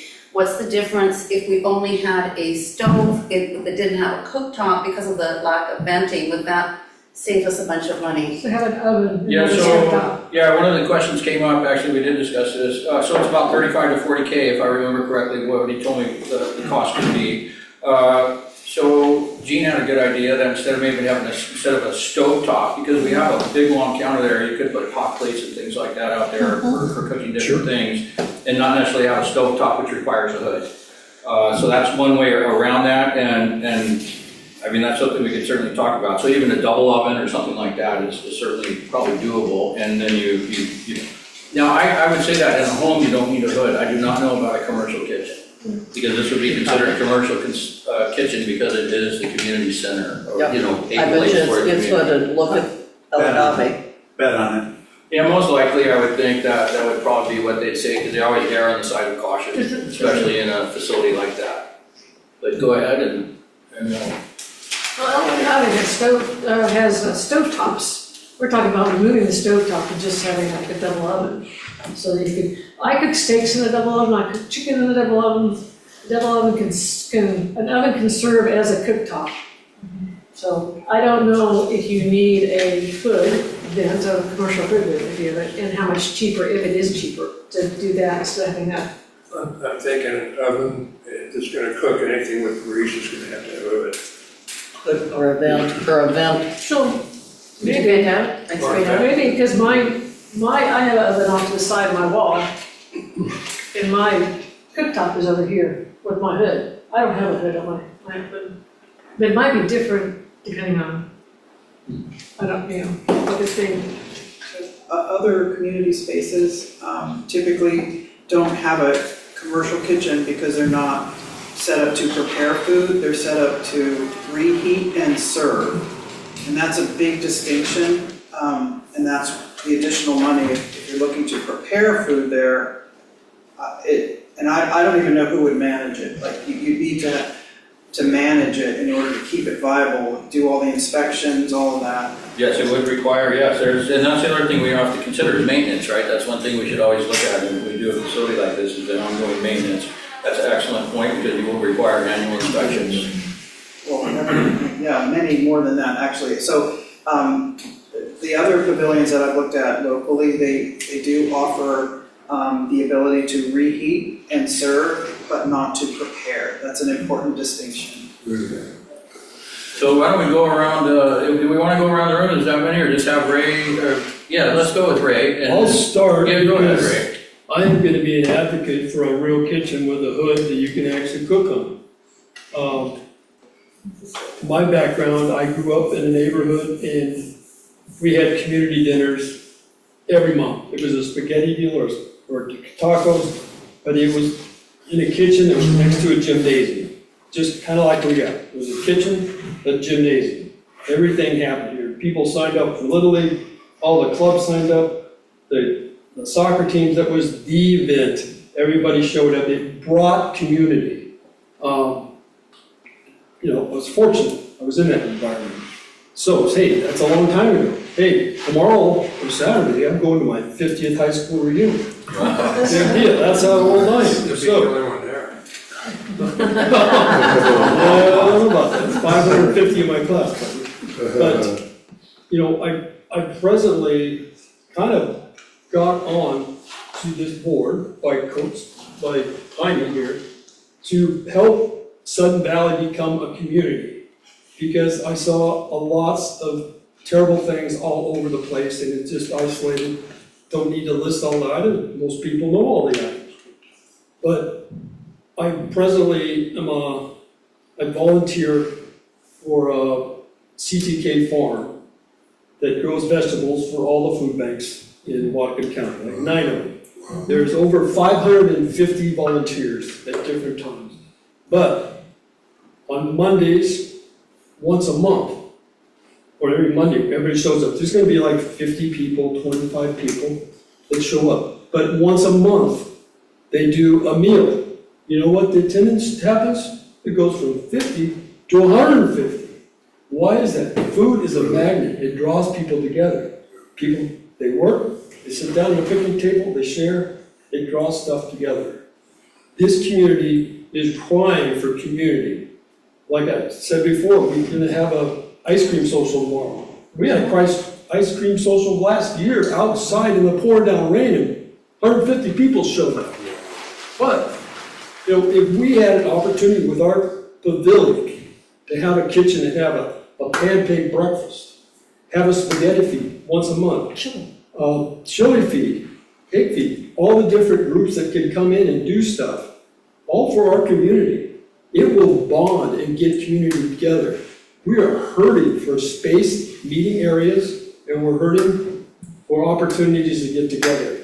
Yes, will it take management to run that kitchen and a commercial kitchen? It happens all the time in churches, happens all the time in community centers. Culinary people live in Sudden Valley, have one time or another been on. You can get a card for like 10 minutes on the internet, you get a food card. Actually, the chef that runs the Lighthouse Mission, he lives here. I mean, we could get lots of input on how to run a kitchen correctly and get volunteers to do it right. It doesn't have to be the staff that works here, it should be the community doing it and running it right. It can be done. I've been working in kitchens a long time. You can easily get community support. People get excited about a pancake breakfast. We only have one pancake breakfast a year with the fire department around here. We don't have no place to make pancakes because we don't have a grill.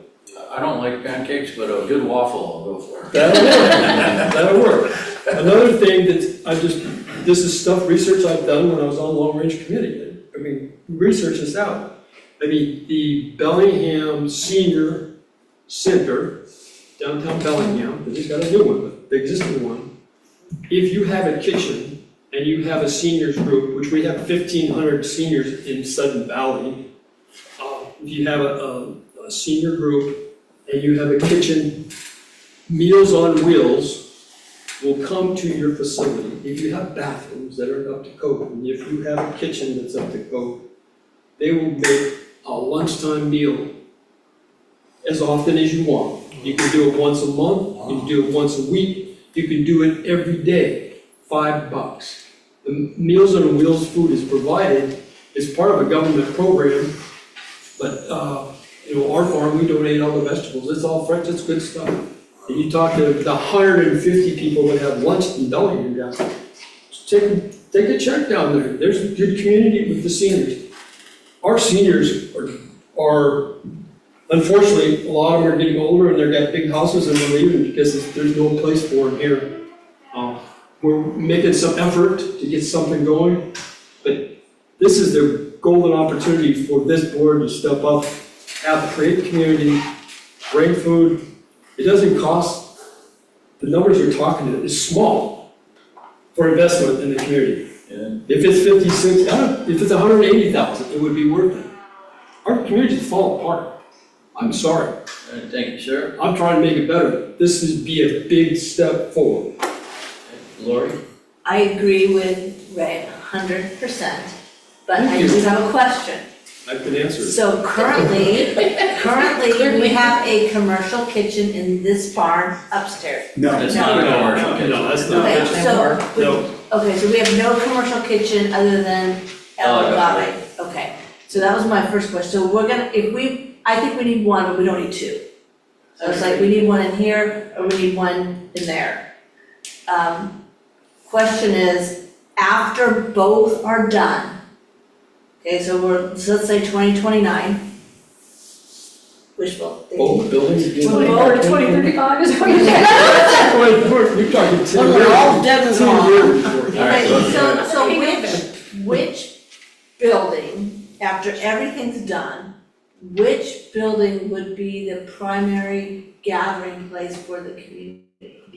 Because wherever that is, that's where we should probably focus the larger kitchen, the commercial kitchen on. That's just my thoughts. Now, if this one's gonna not be until 2039, then, but so I think that's my opinion, is that we need one for sure, but where should it be? Because I do think that having, gatherings where you could have chili cook-offs and of course that people would bring them, but, where you can have community and pancake feeds and stuff like that. The other question is, how far can you go before you get into the huge expenses? Like, can you do induction countertop plates?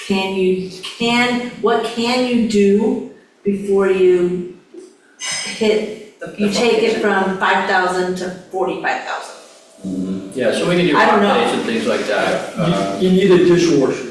Yeah, we can do that, we can do a dishwasher and stuff now. But if it's not considered a commercial kitchen, we just do what we can without hitting that line. Does that prohibit us from serving food? Like, if we could make pancakes on an induction plate sitting on the counter, if that was allowed, could we buy 4 induction plates and make and serve food? Is that allowed? I don't know, I don't have my food handler's permit, I've never worked in the food service industry, so I don't know. I mean, and we don't wanna just do it until we get caught type of thing. We wanna do it right. So how far, so I need to know how far could we go? And if we do it in this building 6, is that going to be, are we also gonna have this conversation when it comes to the barn here? Or is it gonna be, we did it there, we're not even looking at it here?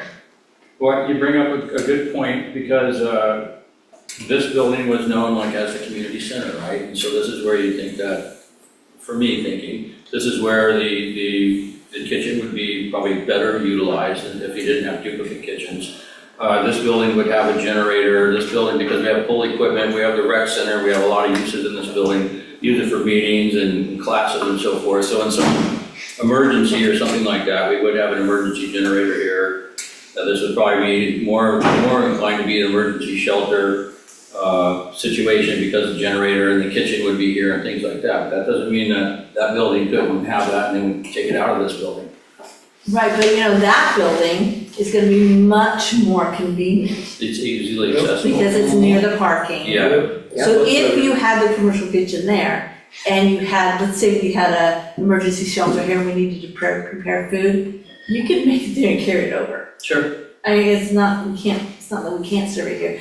Conversely, if you had the commercial kitchen here, I thought that was a commercial kitchen, I didn't see, but I know. You could if you did it here, you could always make it here and carry it over there. So where we have it doesn't really prohibit what we can do in each building as it comes to food, it's not that far. But I think that building is much more convenient for parking. because it's right there. Yeah, the big roll-up doors and stuff like that as well, so Yeah. it's much more So accessible. maybe the focus of this building here is gonna totally change. Maybe. It's very possible. It might be just a huge gym. No,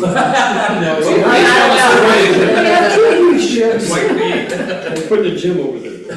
Well, the difference in a gymnasium, no, exercise place. Let's go with Yeah. Linda, Yeah. you didn't get a chance, and then that way we can go right around and we'll go to Jean and then Tommy and. So my concern is, when I look at this lovely building, it's all these big spaces.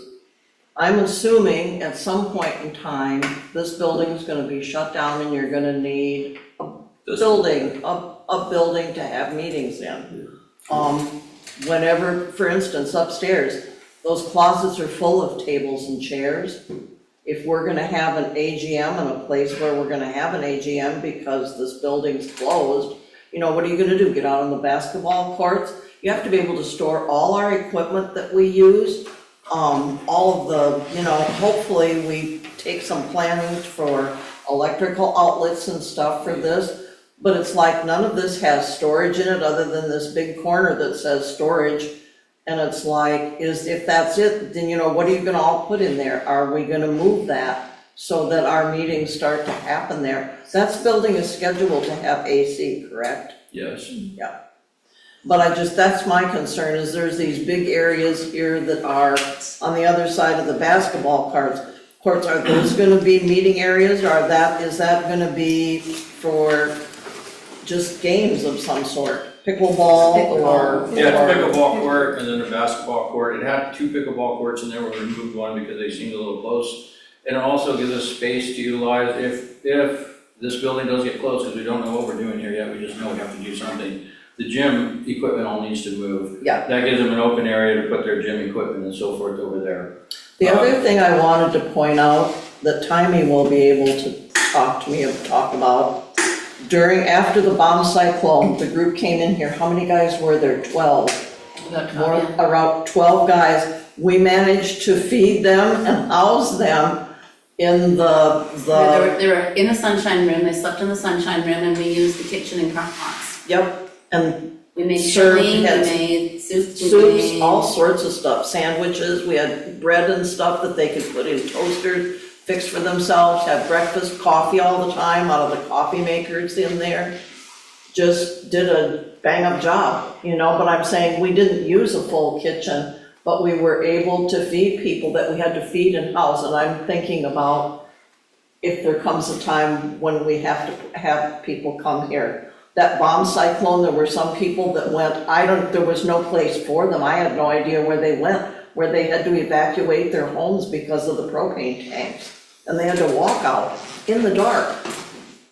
You know, we should have a place where we can go, hey, come see me right now, and be able to provide it rather than just let people fend for themselves. I agree.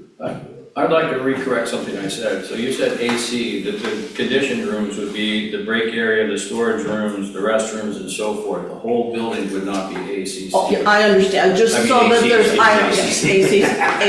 just so that there's Yeah. something, that there is an area that's, you know, Yeah, it's like just this those rooms would building, be this is conditioned. nice, but upstairs is, you know. Yeah. Okay, that's fine, that was my question. All right, let's go to Jean, please. Yeah, so I kind of echo that. I don't think we need 2 full kitchens. And from what I'm saying, it sounds like from the experience from the bomb cyclone, we were able to feed people pretty well. As it was. I think of this as more of a multi-use space, sports multi-use space. And when this gets redone, I don't know what it's gonna be, but you know, I keep thinking some place we should have a place where we could have nice events, and it seems like that would be where the full kitchen would be, which would probably be this building. So anyway, I don't want to duplicate it, whether it's in this building or the other. I think, or this building or this new building. I almost think it's best to have it in this building, but I could go either way. I just don't want to duplicate the same kitchen twice. And as far as storage goes, Linda, I mean, I think you're getting just storage units. I mean, you have to, it's not the most convenient, but if you have tables and chairs and stuff, you put them in storage units until you can move back into here. Yeah, it just all depends, it's like we have an AGM every year where you set up the whole, 9 yards. When we have the town halls, like we're doing right now, you're setting out chairs for everybody. So it's something, like even that little room right there, that's fine, but it's a lockable area that you can store stuff in. And I think if you're gonna plan that maybe this building isn't gonna be available, then you may want to be able to account for, well, where do the tables, besides the tables, chairs, the equipment all go, so that it can be secured. That's all I'm concerned about. Yeah, I think that's, It's one thing to have a storage room anybody can get in, and it's another thing to have some place where all of this equipment can be stored. yeah, I think that can probably be figured out. Anyway, so my thing is I don't want two kitchens, and if we can have nice dinners and gatherings without having a full kitchen here, I guess that's what I would go with. Especially since, as Keith had said, the original vote was to have a real stripped down version. I mean, it was like, it's open air court with nothing else. So I think we're still honoring that vote and making a more usable space than just a blank court. Fine. Timing? I agree that we don't need two kitchens, and I know that we do need a proper kitchen at some point, and also that food does bring people together. I don't know, I'm really torn. I can see why we'd want to have a full kitchen now, because it's going to be years before we can, have this building ready for one. But on the other hand, like Linda says, we could do like things like spaghetti and pancakes and chili and all those things that are big items for, feeding a big group. That we could do those, we all have crock pots and we can fill those and, so, and as far as, I was thinking that same thing as far as if this building's not available to store the chairs and that, we have those two connexes that we took out of barn 6, and maybe we could use those, or just maybe even put like a nice little storage building that we might get permission to put in a corner and keep that for storage. So, I think that as far as that stuff, once this building comes down, I think we're gonna be okay. And then the other thing I had, these dormers, did we decide they're gonna be gone? No, that's a good question I have to bring up. So the question came up whether we want dormers on there or skylights. Personally, the dormers to me at a considerable cost and maintenance issues. Skylights, I think, allow natural lighting in there as well, and to me, it adds to, just my opinion, guys, just adds to the open feeling. Like, we talked about this being like a farmer's market, at some point, maybe raking up with that, opened up for craft fair events and things like that. So I just thought having skylights instead of dormers, I was just looking for a way to get more lighting in there, but to also break up how it looked, because it, we want to be cognizant of that as well. But I just thought the skylights would be far more cheaper and kind of serve the same purpose as far as lighting. I think we have to watch our expenses. Yeah, we're trying to keep the expenses down. But anyways, that was my thought on the dormers, and we can go back around and talk about dormers if we need to. Timmy, was that it? That's all I got for now. Okay, Tom? Yeah, when I look at this building, I'm looking at an emergency shelter. I don't know if anybody's paying attention to what's going on in Pacific Rim, but things are moving, and we are due for a major earthquake. And I don't think this building's gonna perform. This will probably come down. The roads will probably be closed from rocks falls, tree falls. There's a lot of big rocks in the valley. People's houses are gonna get taken out. We don't have to worry about tsunami from the ocean, but there will be one on Lake Whatcom. Don't know how far that might wash up, but I need a place for people to go. And that's what I care about. Now, I was wondering about the floor.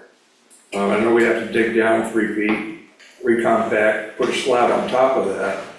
I'm wondering if we dig down and put in some pier blocks and build a wooden floor on top rather than a concrete floor. I think that would probably perform better in a seismic event, but I don't know. I don't know the cost differences. But it's coming, we can't stop it. We just don't know when. But I think it'll happen before we can replace this building. Well, I hope you're wrong on that. But, all right, so so the kitchen, you wanna talk about kitchen, storage, what's your thoughts then? From what I'm understanding, you want. Kitchen, I'm mixed on, I see both arguments. I think we could do it with hot plates and warming ovens, but I see the advantage of the full kitchen too, mainly because of the emergency nature of the building. Of course, we're not gonna be able to get food in here, so I'm good having a kitchen if we can't use it. Okay, anything else? No, that's it for me. All right, Sean? Yeah, either way on the kitchen, I'm fine with having a full kitchen or not. I like the skylight idea, a little bit better than the dormers. I think it'll be bringing some nice light in. The big thing for me was just, making sure it's like wired with some acoustics in the building, because like obviously that could get super annoying, for having an event in there or something.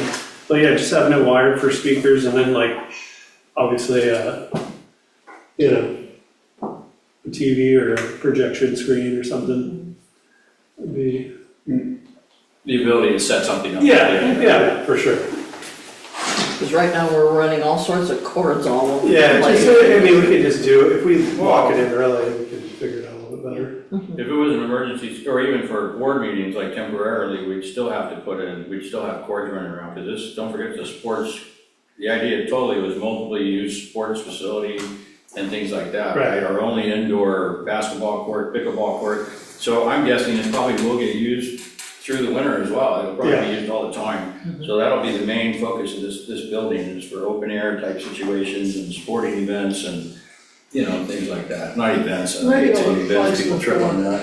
The plugs in the floor in different spaces too. Yeah. That way you don't have running so long. And if you have an event where you have a booth, maybe to plug in, plug in. Yeah, but the sports court can't put plugs, people can be tripping. No, they flush them out with covers. Oh, okay, all right.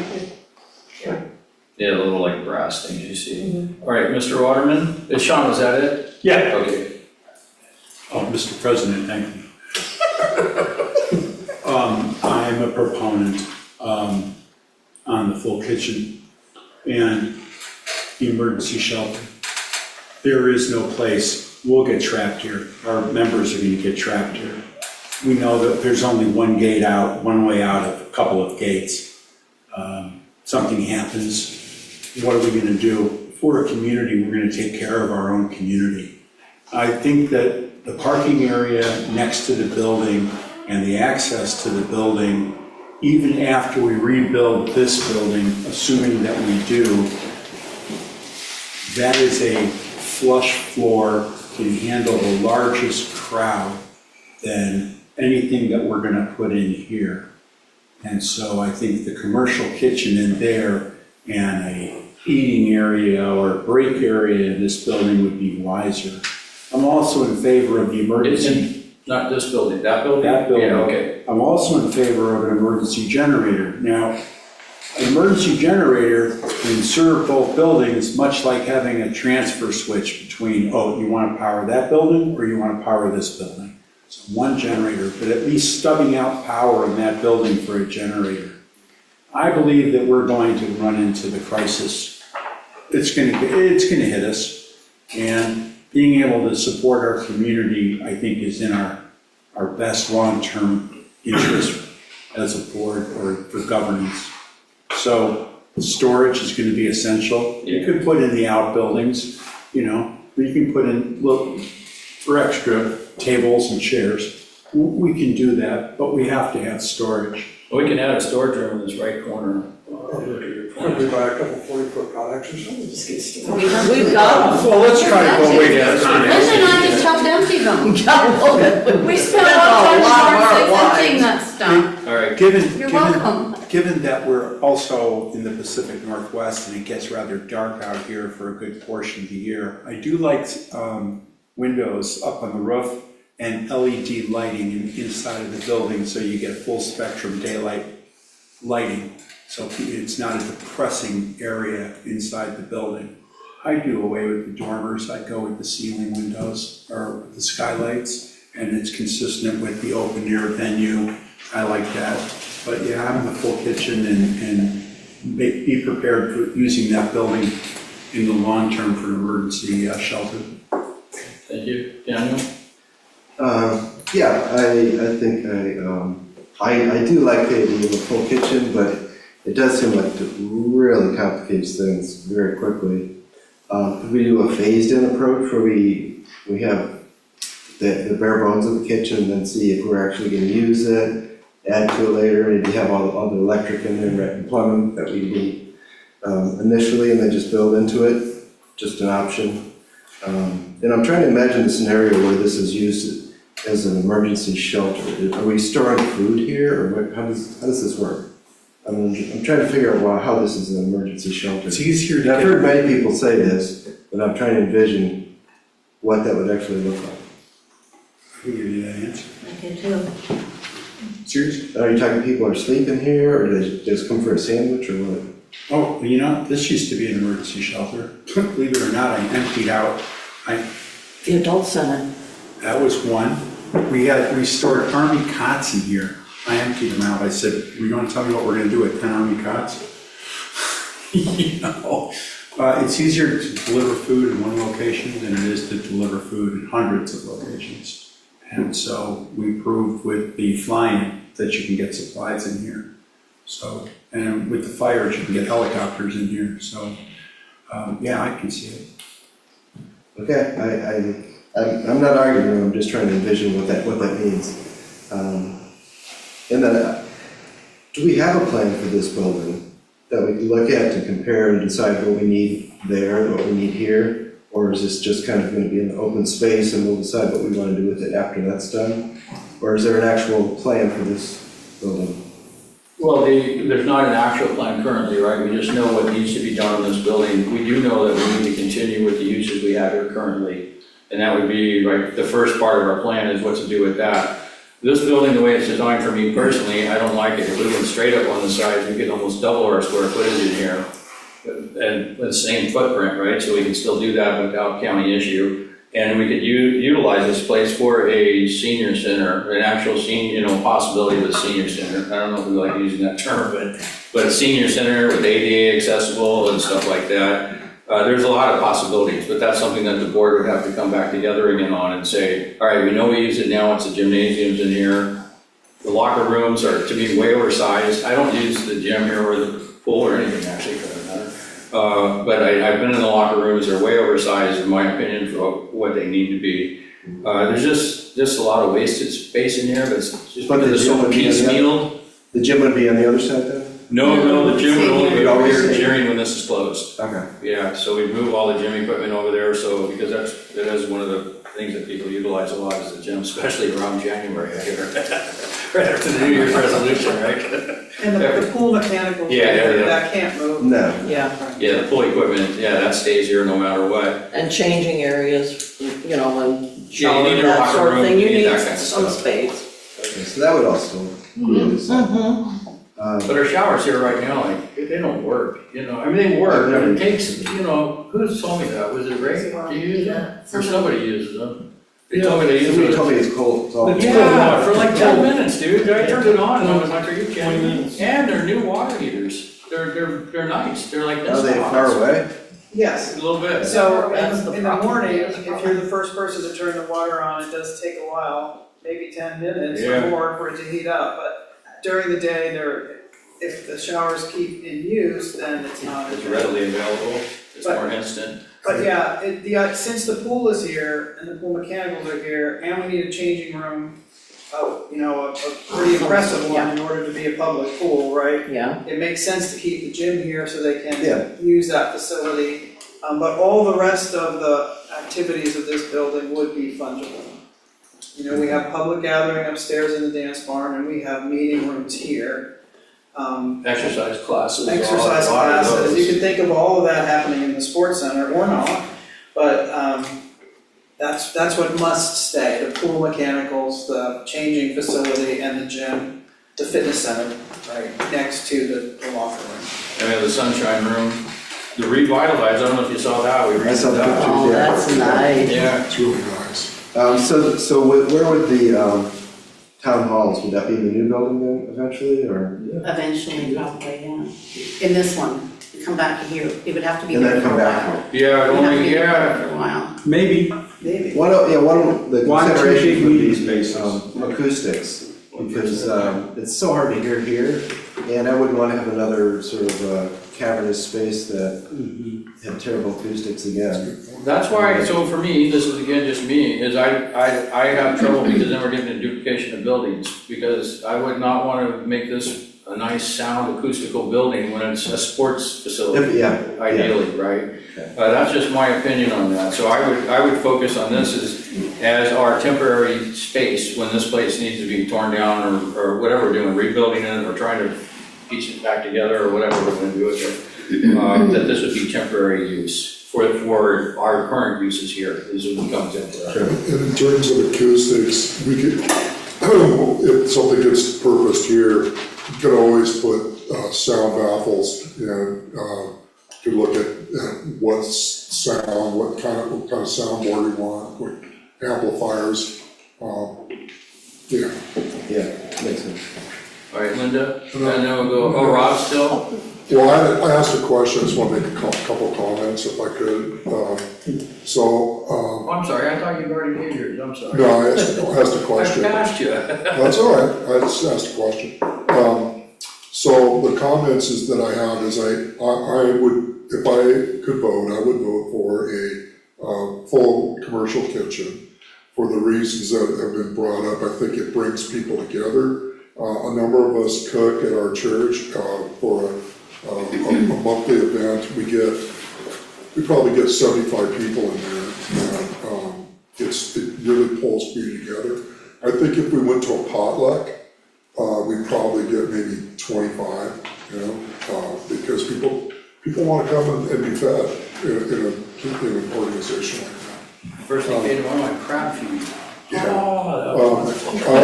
also agree with Mitch that in what could happen in terms of shelter in place here.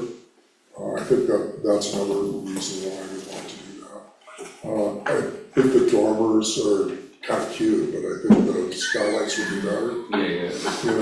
More practical. We were trying to replicate that, I guess it was a ranch here at one time. And I like the idea of pulling, when low voltage gets pulled, they can pull Cat5 cable so that we have better access to, you see Spencer down his head, we have better access to high-speed internet. Those are my comments. All right, we're gonna go back to Linda. We're gonna try to do this a little quicker because it's getting late. I know, Go ahead, Linda. Mitch is probably the only one, well, Tommy maybe. We used to be able to have functions, wedding receptions, that sort of stuff up in the barn. And the only reason we can't anymore is because we don't have fire suppression up there. So if you have a new building, if you're thinking about, could there be an event space here that could be an event space? And yes, you could have our AGMs here. But I'm saying we used to do decent, am I wrong, Mitch? No, you're correct. Decent Shut it down income without fire.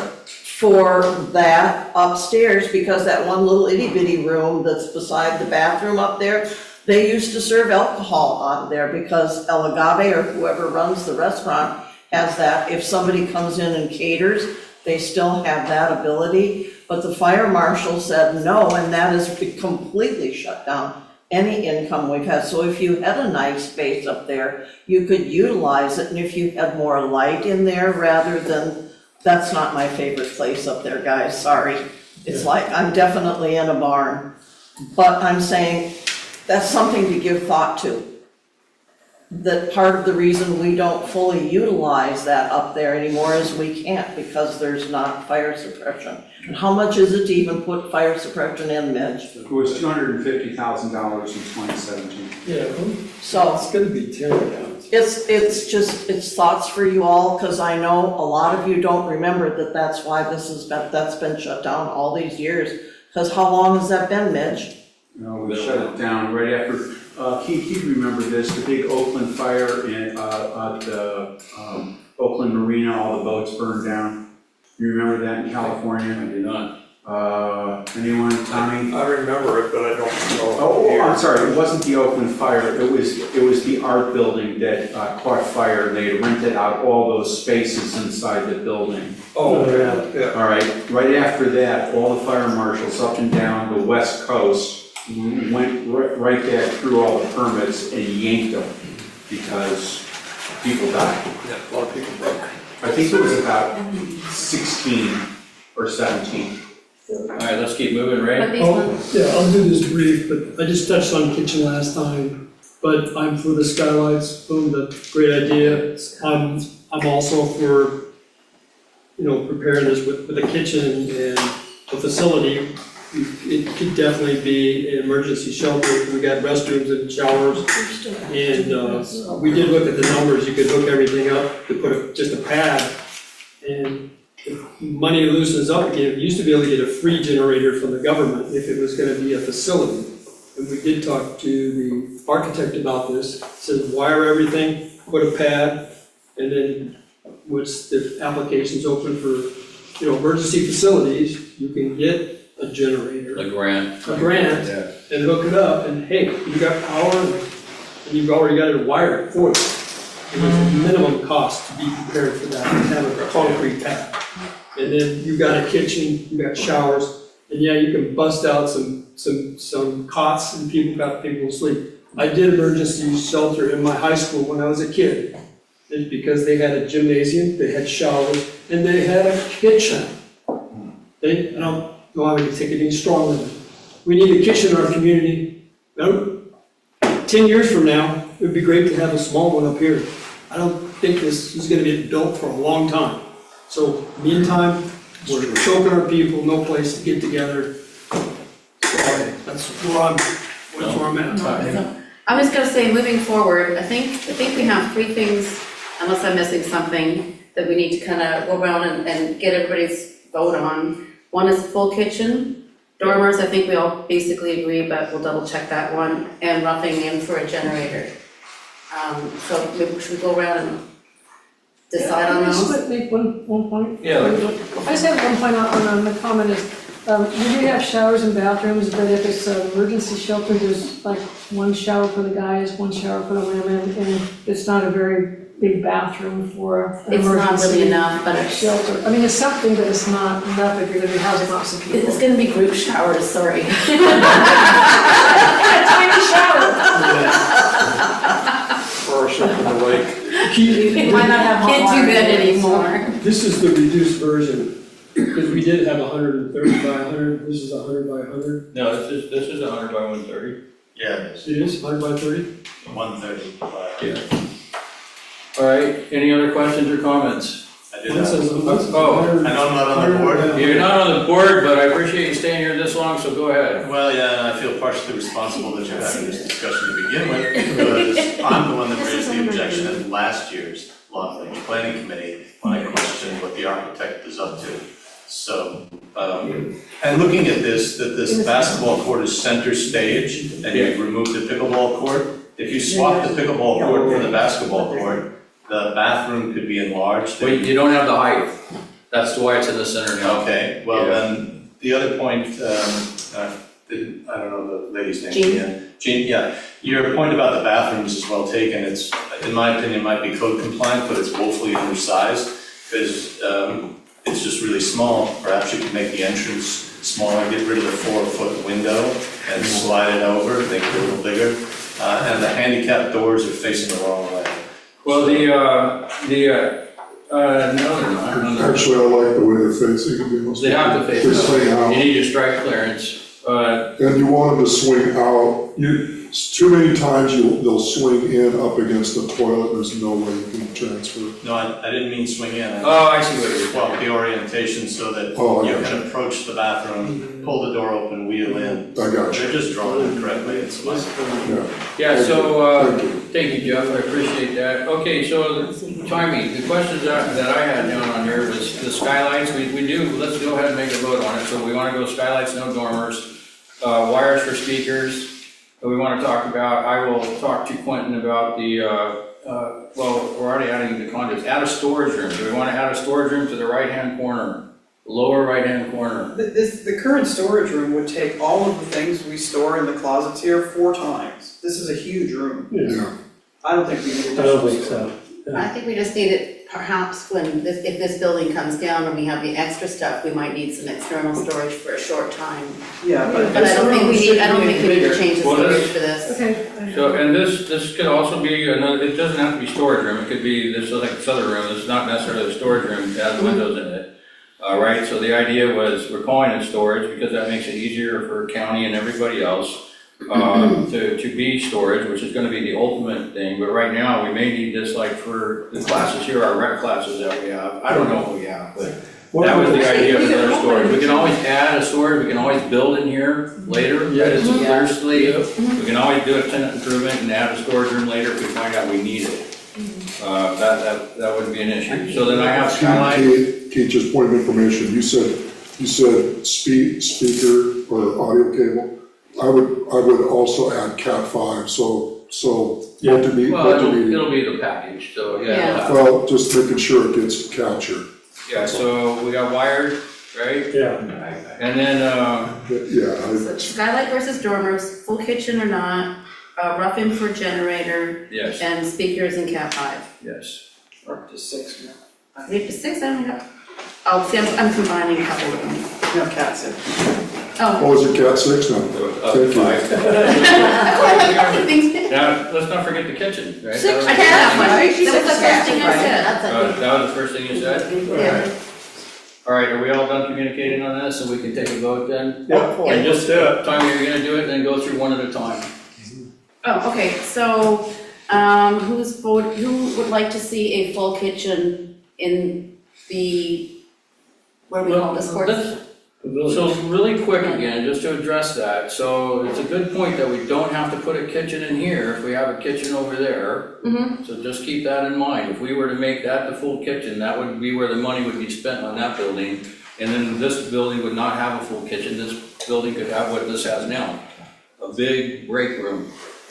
Wouldn't that limit our ability to have events, to like rent? Yeah, wedding receptions Yeah. and whatnot. Yeah, because you don't want to rent out a basketball court for your. Yeah, That's true. I kinda, That's true. We're doing it for us though, not to rent it out for weddings. We don't want It's not a them good to idea. have a wedding here and cook here. Full kitchen, full bar. That's what I'm- Problem solved. Now we took care of it. All right, so let's Good job. be serious about that, so let's take that into consideration as we're voting for these things. Why don't we do the kitchen last, and do Okay. the other things first? to get Okay, I'll the do the time. easy one. Skylights. Skylights, Skylights. All right, that is. Skylights it is. Skylights over dormers, eliminate dormers. okay, no dormers, No, you want the yes, dormers, skylights. skylights, Okay. It's not cute anymore. You're killing me. Doesn't have to be cute for the Rough-in function. for a generator, That's right. not a generator, rough-in for a generator. Well, yeah, you got it. Unanimous. Yeah. Adding in cabling for speakers in Cat 6. That's it, yeah, no brainer. Okay, so, now. Full kitchen in that building or full kitchen in this building? So, well, You gotta just say. You gotta. Yeah, can you give one, give it the choice? okay, well, I'm just letting you know, that's what the, okay, so who wants, who is in favor of a full kitchen in the sports building? Sorry. Yeah, sorry.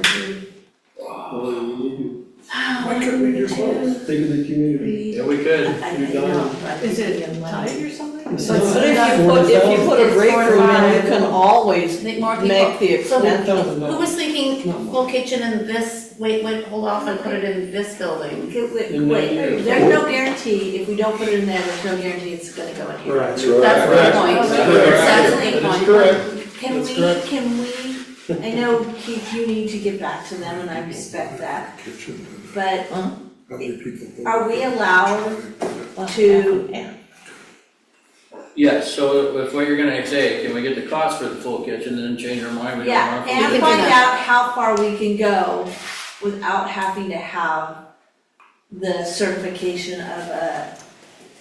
And permitting and all In that. the overall scheme of things too, guys, I mean, what, the building's what, over $2 million? Yeah, it is, And we're- it's less and we're than our talking- and we're- contingency on the building. And we're Okay. talking, we're It's talking, 40 grand. we're talking 40 grand for, I mean, I So don't we're talking 40 grand and the practicality of it, Yeah. so you just brought up a good point, do you want, Here, it's guaranteed. you're feeding food, having pancake breakfast on a sports Okay, I'm floor? taking, I I'm can't hear changing this, my I'm vote. sorry. Guys, Okay. everybody, Okay, one at a so- time. Yeah. Could you call the question again, Can please? I, okay, so I'm gonna change the question. You're gonna change it. All in favor of a full kitchen in the sports pavilion, assuming the costs are gonna be acceptable when we get the estimates back? No, let's do it, Well, do it, okay, just, Just like that's, the law. okay, we're doing it. are we gonna put a full kitchen in the other building? All in favor? There we go. In the other building, in the new building? Building 6. Six. Building 6. I've kinda changed my Full mind kitchen because, and bill. Makes the whole- well, the whole Building thing six. about we might not get it in here, Yeah. that taking- swayed me. Look, you wanna count the votes? So we got Or we 1, say- 2, That's 3, it. 4, 5, Alright, 6, so that passes. 6 to 2. They can still squash. Okay, 6 to 4. Well, this may not go through. Yeah, Right, that's- 4, that's Six, it. no, 6 Oh, to 6 to 3. 6 to 3. 6 to 3. I didn't count, sorry. I thought Joanne voted. Alright, Certainly would not have voted for kitchen. Thank you. I'm not crushed it. Well, I just thought about the fun jumping I man. can go home now. okay, well, is that it? No, it's not it. You got the No, annual. you have vendor fees and No, the, that did on this. and the N&E. I gotta be Our honest, lovely envelope, I gotta be honest, envelope. I'm fading. I just, You may be excused. You Okay, may be excused. I thought you were trying to leave. I thought you were trying to leave. okay, so, alright, are we done with that, Tanya? Now we Yeah. We're That's done. it. Thank you. Okay, now we're gonna move on to item number 7, new business, request for approval, reduced vendor fees for the holiday market, you find that on page 16. No, Joanne? thank you. Yeah, so SPCA's insurance provider did an on-site audit in 2025. That isn't a regular and usual thing.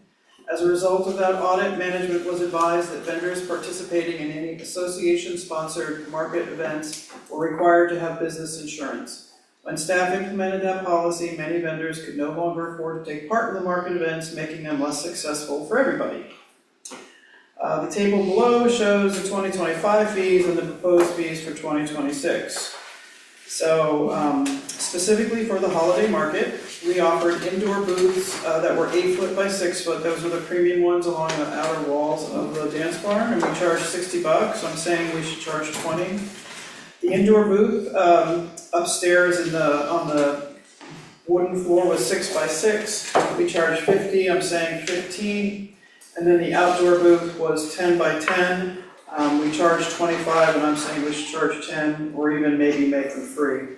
But that way, it might be more affordable for people who aren't really an official business, but do a craft and would like to sell the items to purchase a one-day or weekend policy, and then they would still be able to participate. So that's it. I request that the board of directors approve the proposed vendor fees for the 2026 holiday market. All right, I'll read the motion, and we'll go from there. I move that the SBCA Board of Directors approve the proposed vendor fees for the 2026 holiday market. Second, Who is that, Tanya? that was me. Thank you, Tanya. All right, questions or comments? this is for the 26 market? Yeah, so the one we have in November, the reason I'm asking is because we would. You can go It's 2025, yeah, 2026 one. Okay, yeah, oh, I'm sorry. Will this be going forward? Or just for 26? Well, I'm saying, let's implement these fees. Okay, all right. But right now, it is for the annual holiday market, so annual, Why? okay? Do we need? We have an annual every year. I would say that we've changed the motion to eliminate the 2026, and it's just the vendor fees for the holiday market are these. Because we have a holiday market every year. Yeah, So just take These are our fees 2026 going out. forward. I would amend the motion to remove the 2026 out of there, so that just going forward, these For the are our holiday fees. Okay, so, anybody have questions or comments on this? Tanya? I would look at, I like Joanne's idea of the outdoor one for $10. You know, I look at those people and it's cold and it's usually kind of miserable weather. For an outdoor table, I'd be okay with giving them a free table because I don't think a lot of people are gonna want to take us up on that. And then personally, I would just take them in half, indoor booth from 60 to 30, and the bigger one, and the smaller indoor booth from 50 to 25. So we're giving them half off. So 50% discount. That's Anybody fine. have any comments? But leave it as just 2026 timing? No, take the 2026 up. Oh, I'm just checking. I thought we already okay. So when the price for the booth was $50 back in 2023 and 2024, we had a packed house. But now they have to purchase insurance. Yeah. And that could be as much as $50, or maybe it's a little bit more. So I think that the table needs to be like virtually nothing, or you've priced yourself out of the market. That's how I got to these numbers. I agree with you. So you think you're taking them down as agree, what would be? Well, the idea is to get a little bit of money from the vendors to cover the cost of the event. For example, when we added outdoor booths, we rented 3 propane heaters to, reduce the Arctic atmosphere. And upstairs, we always, decorate, and there's a lot of staff time involved in moving the tables and everything else, and blah, blah, blah. But ultimately, it's just a community event. Yeah. So it's not meant to make any money. Yeah, you're not making money, you're not even gonna cover your expenses, it sounds like. But you believe the table is the best, it shouldn't be 50%. That was something I was looking at too, why not 50% discount? That seems like a great deal, but you think that would still be on the I do, because like I said, that $50 was a market price, and now it's 60 plus 50. Yeah. Gotcha. Yeah. Okay. Okay. I got a lot of complaints on So I'll reread the motion. I move that the board, that the SVCA Board of Directors approve the proposed vendor fees for the holiday market. Second. So that's Linda, thank you, Linda. A re-motion. All in favor of the proposed fees? That's unanimous. Excellent. Thank you very much. Okay, moving on to 7B is request for approval of the new voter packet. Outer envelope design 18. Okay, so we have 2 choices. Normally, we use a 6x9 envelope, and for the last 2 years, we use a window envelope, which tends to increase the likelihood that it be opened, because it looks not like junk mail. Anyway, this year, because we are sending out the giant revised bylaws document, we need to use a 9 by 12 envelope. And so we need a new design. These are both versions of the design we used on the 6x9 envelope, and they have the same features. They use full color printing. They list the items that are included in the mailing, and they have a big logo on it. We have 2 different things. We just need to vote. Which I one like do you A. like? A is nice. Yes. A is That's yeah. B, I don't like the giant green thing, It's too much. but perhaps if everyone is, we could just do a show of hands. I like That's why this is democracy. Everybody votes their left. Okay? All in favor of A? Who likes A? Yeah, I think so. Well, the A's have it. We're out. I'm a bad guy. We should bring displays to all of our votes. That was very Mitch, did effective. you vote A or B? B. I'm a B guy. I'm a big guy too. Okay, so All that's right, B. so- Oh. 7 A's and 2 B's. Because it was really clear, this is your election material, get it in. we're No, practicing. I don't like B. 6 A's. I don't really care. The other one is just, it's too much. Can't match it. Okay. Electronic. Is it some type of A? Alright, look, it's getting late, everyone's getting wild. Alright, moving on to C, request for approval revised entity manual. Right. It's better be quick. Thanks. Yeah, really. Okay, we need to read. Yes or no? So, Yeah. we can make it real easy, I'll vote yes. just vote yes. All right, Doing a really are you Linda doing this, or you? Oh, Rob. So, everybody's got the memo that we sent to, or gave to you. Gives you a roll-up of the changes. Primarily, it deals with bringing the manual up into the requirements of Ukiah and also aligning to the proposed bylaw changes. So the summary of what's been changed is there's new definitions and terminology, so we made sure that all the Ukiah definitions are in the manual now. We refer to lot owner or unit owners.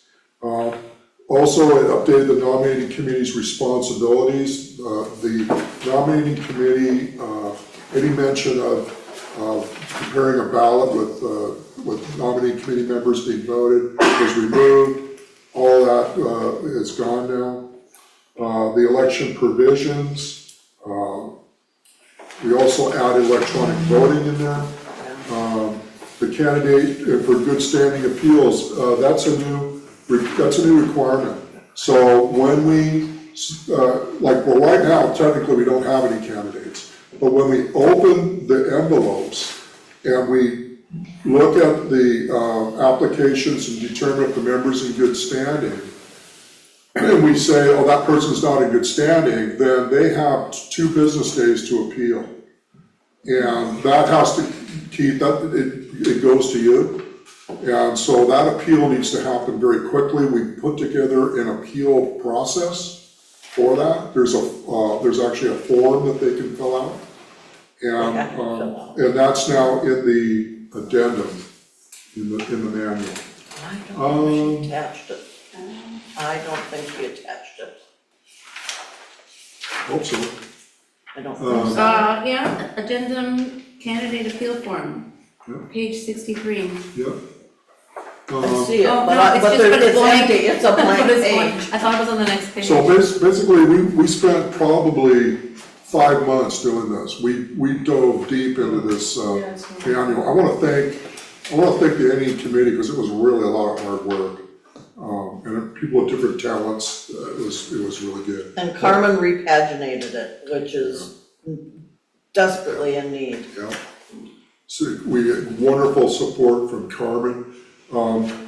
So that's kind of a late, almost 10 o'clock look through on what we did. I have one question. Yes. Has our council already looked at it? I don't know. Yeah, Mitch? We try to keep our legal fees down. That's the plan. What I can tell you. He recommended some of the changes that are in here. Okay. That we have to have a blank name for someone, how the NE is appointed rather than elected, the form, the appeal form, that's all the attorney's requirements in the bylaw changes. And Mitch, we were really lucky because on our committee, we had someone from the document review committee that was on it. I can't imagine who we might be talking about. And so much of what we learned and got from council, we incorporated into the. Thank you. I'm just a stooge in her committee, and she listed out all the stuff that was required for NNE. And yeah, you've looked at it all. And if it's incorporated. It is It incorporated. doesn't need to go to council. Yeah. So with that being said, and since he's done the presentation, I would like to make a motion for the board to approve the revised 2026 NNE manual. Second. Who seconded that? Sean?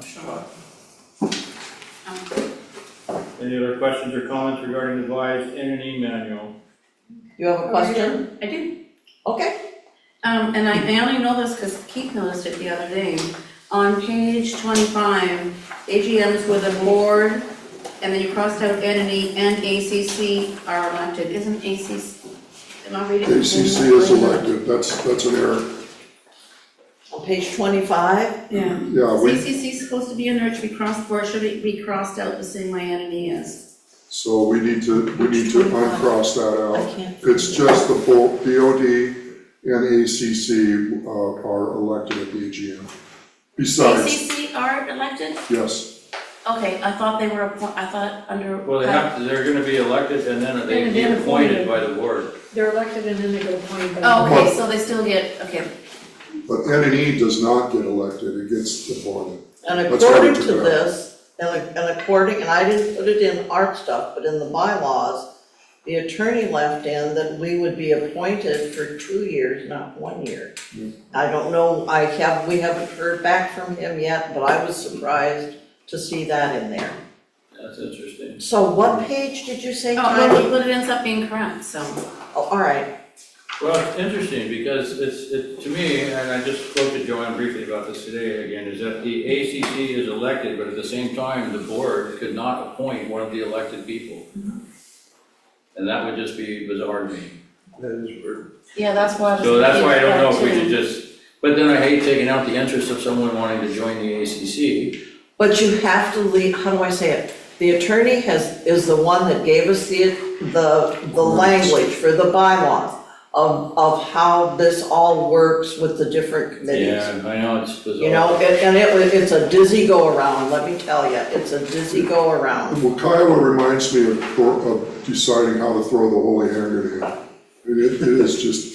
And I'm not sure, just between you and I, Keith, it may be that when you get to appointing the members of ACC, that if you have someone who's elected, or let's say you have 2 people that are elected, I know there was a gal that was elected last year, I don't know if there's anybody recent or if we just have carryovers that haven't been able to leave because they were elected like a long time ago, like Joe Jean.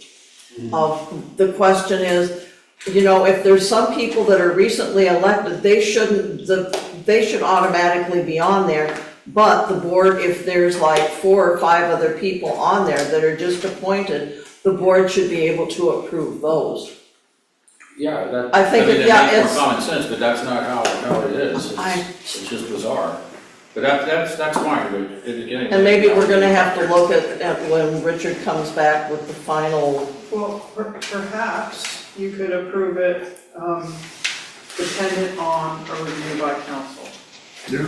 Okay. Yeah, in particular, then they could look at that area, because Right. that was kind of weird to me, how it didn't make sense. Guys, one thing when you send it over to Richard, this just came to mind too. 2 of the open board seats for this AGM are replacing people that have resigned. Those seats under the way we have always done, have we followed our bylaws, Yes. those are 2-year terms. So mention Linda's seats would be 2-year terms. One is a 2-year and one is a 1 year. One's a 2-year and one's a what? 1 year. Oh, Yeah. Well, that's right, because we're. Who's the 2-year? Yeah. 2 years is Joe Adams, Yeah. and then Rick Asai was the one year. So Linda, okay, Linda's seat is the 2. and she's the 1 year. No, she's the a 1 year. Doesn't matter, it's not gonna be her. No, it can't be, because I took Joe's it's place. like, yeah. No, she. I took Joe's place. Oh, or Rick's place, I can't remember. Well, here's my question, Yeah. here's my question for Richard.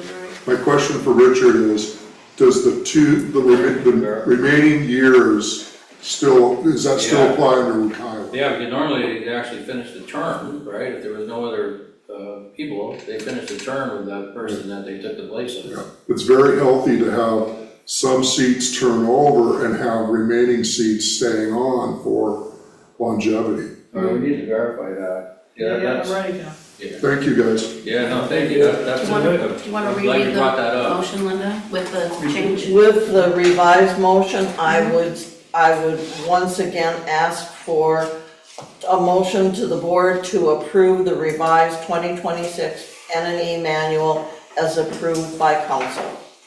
Second. Thank you, Ray. All in favor?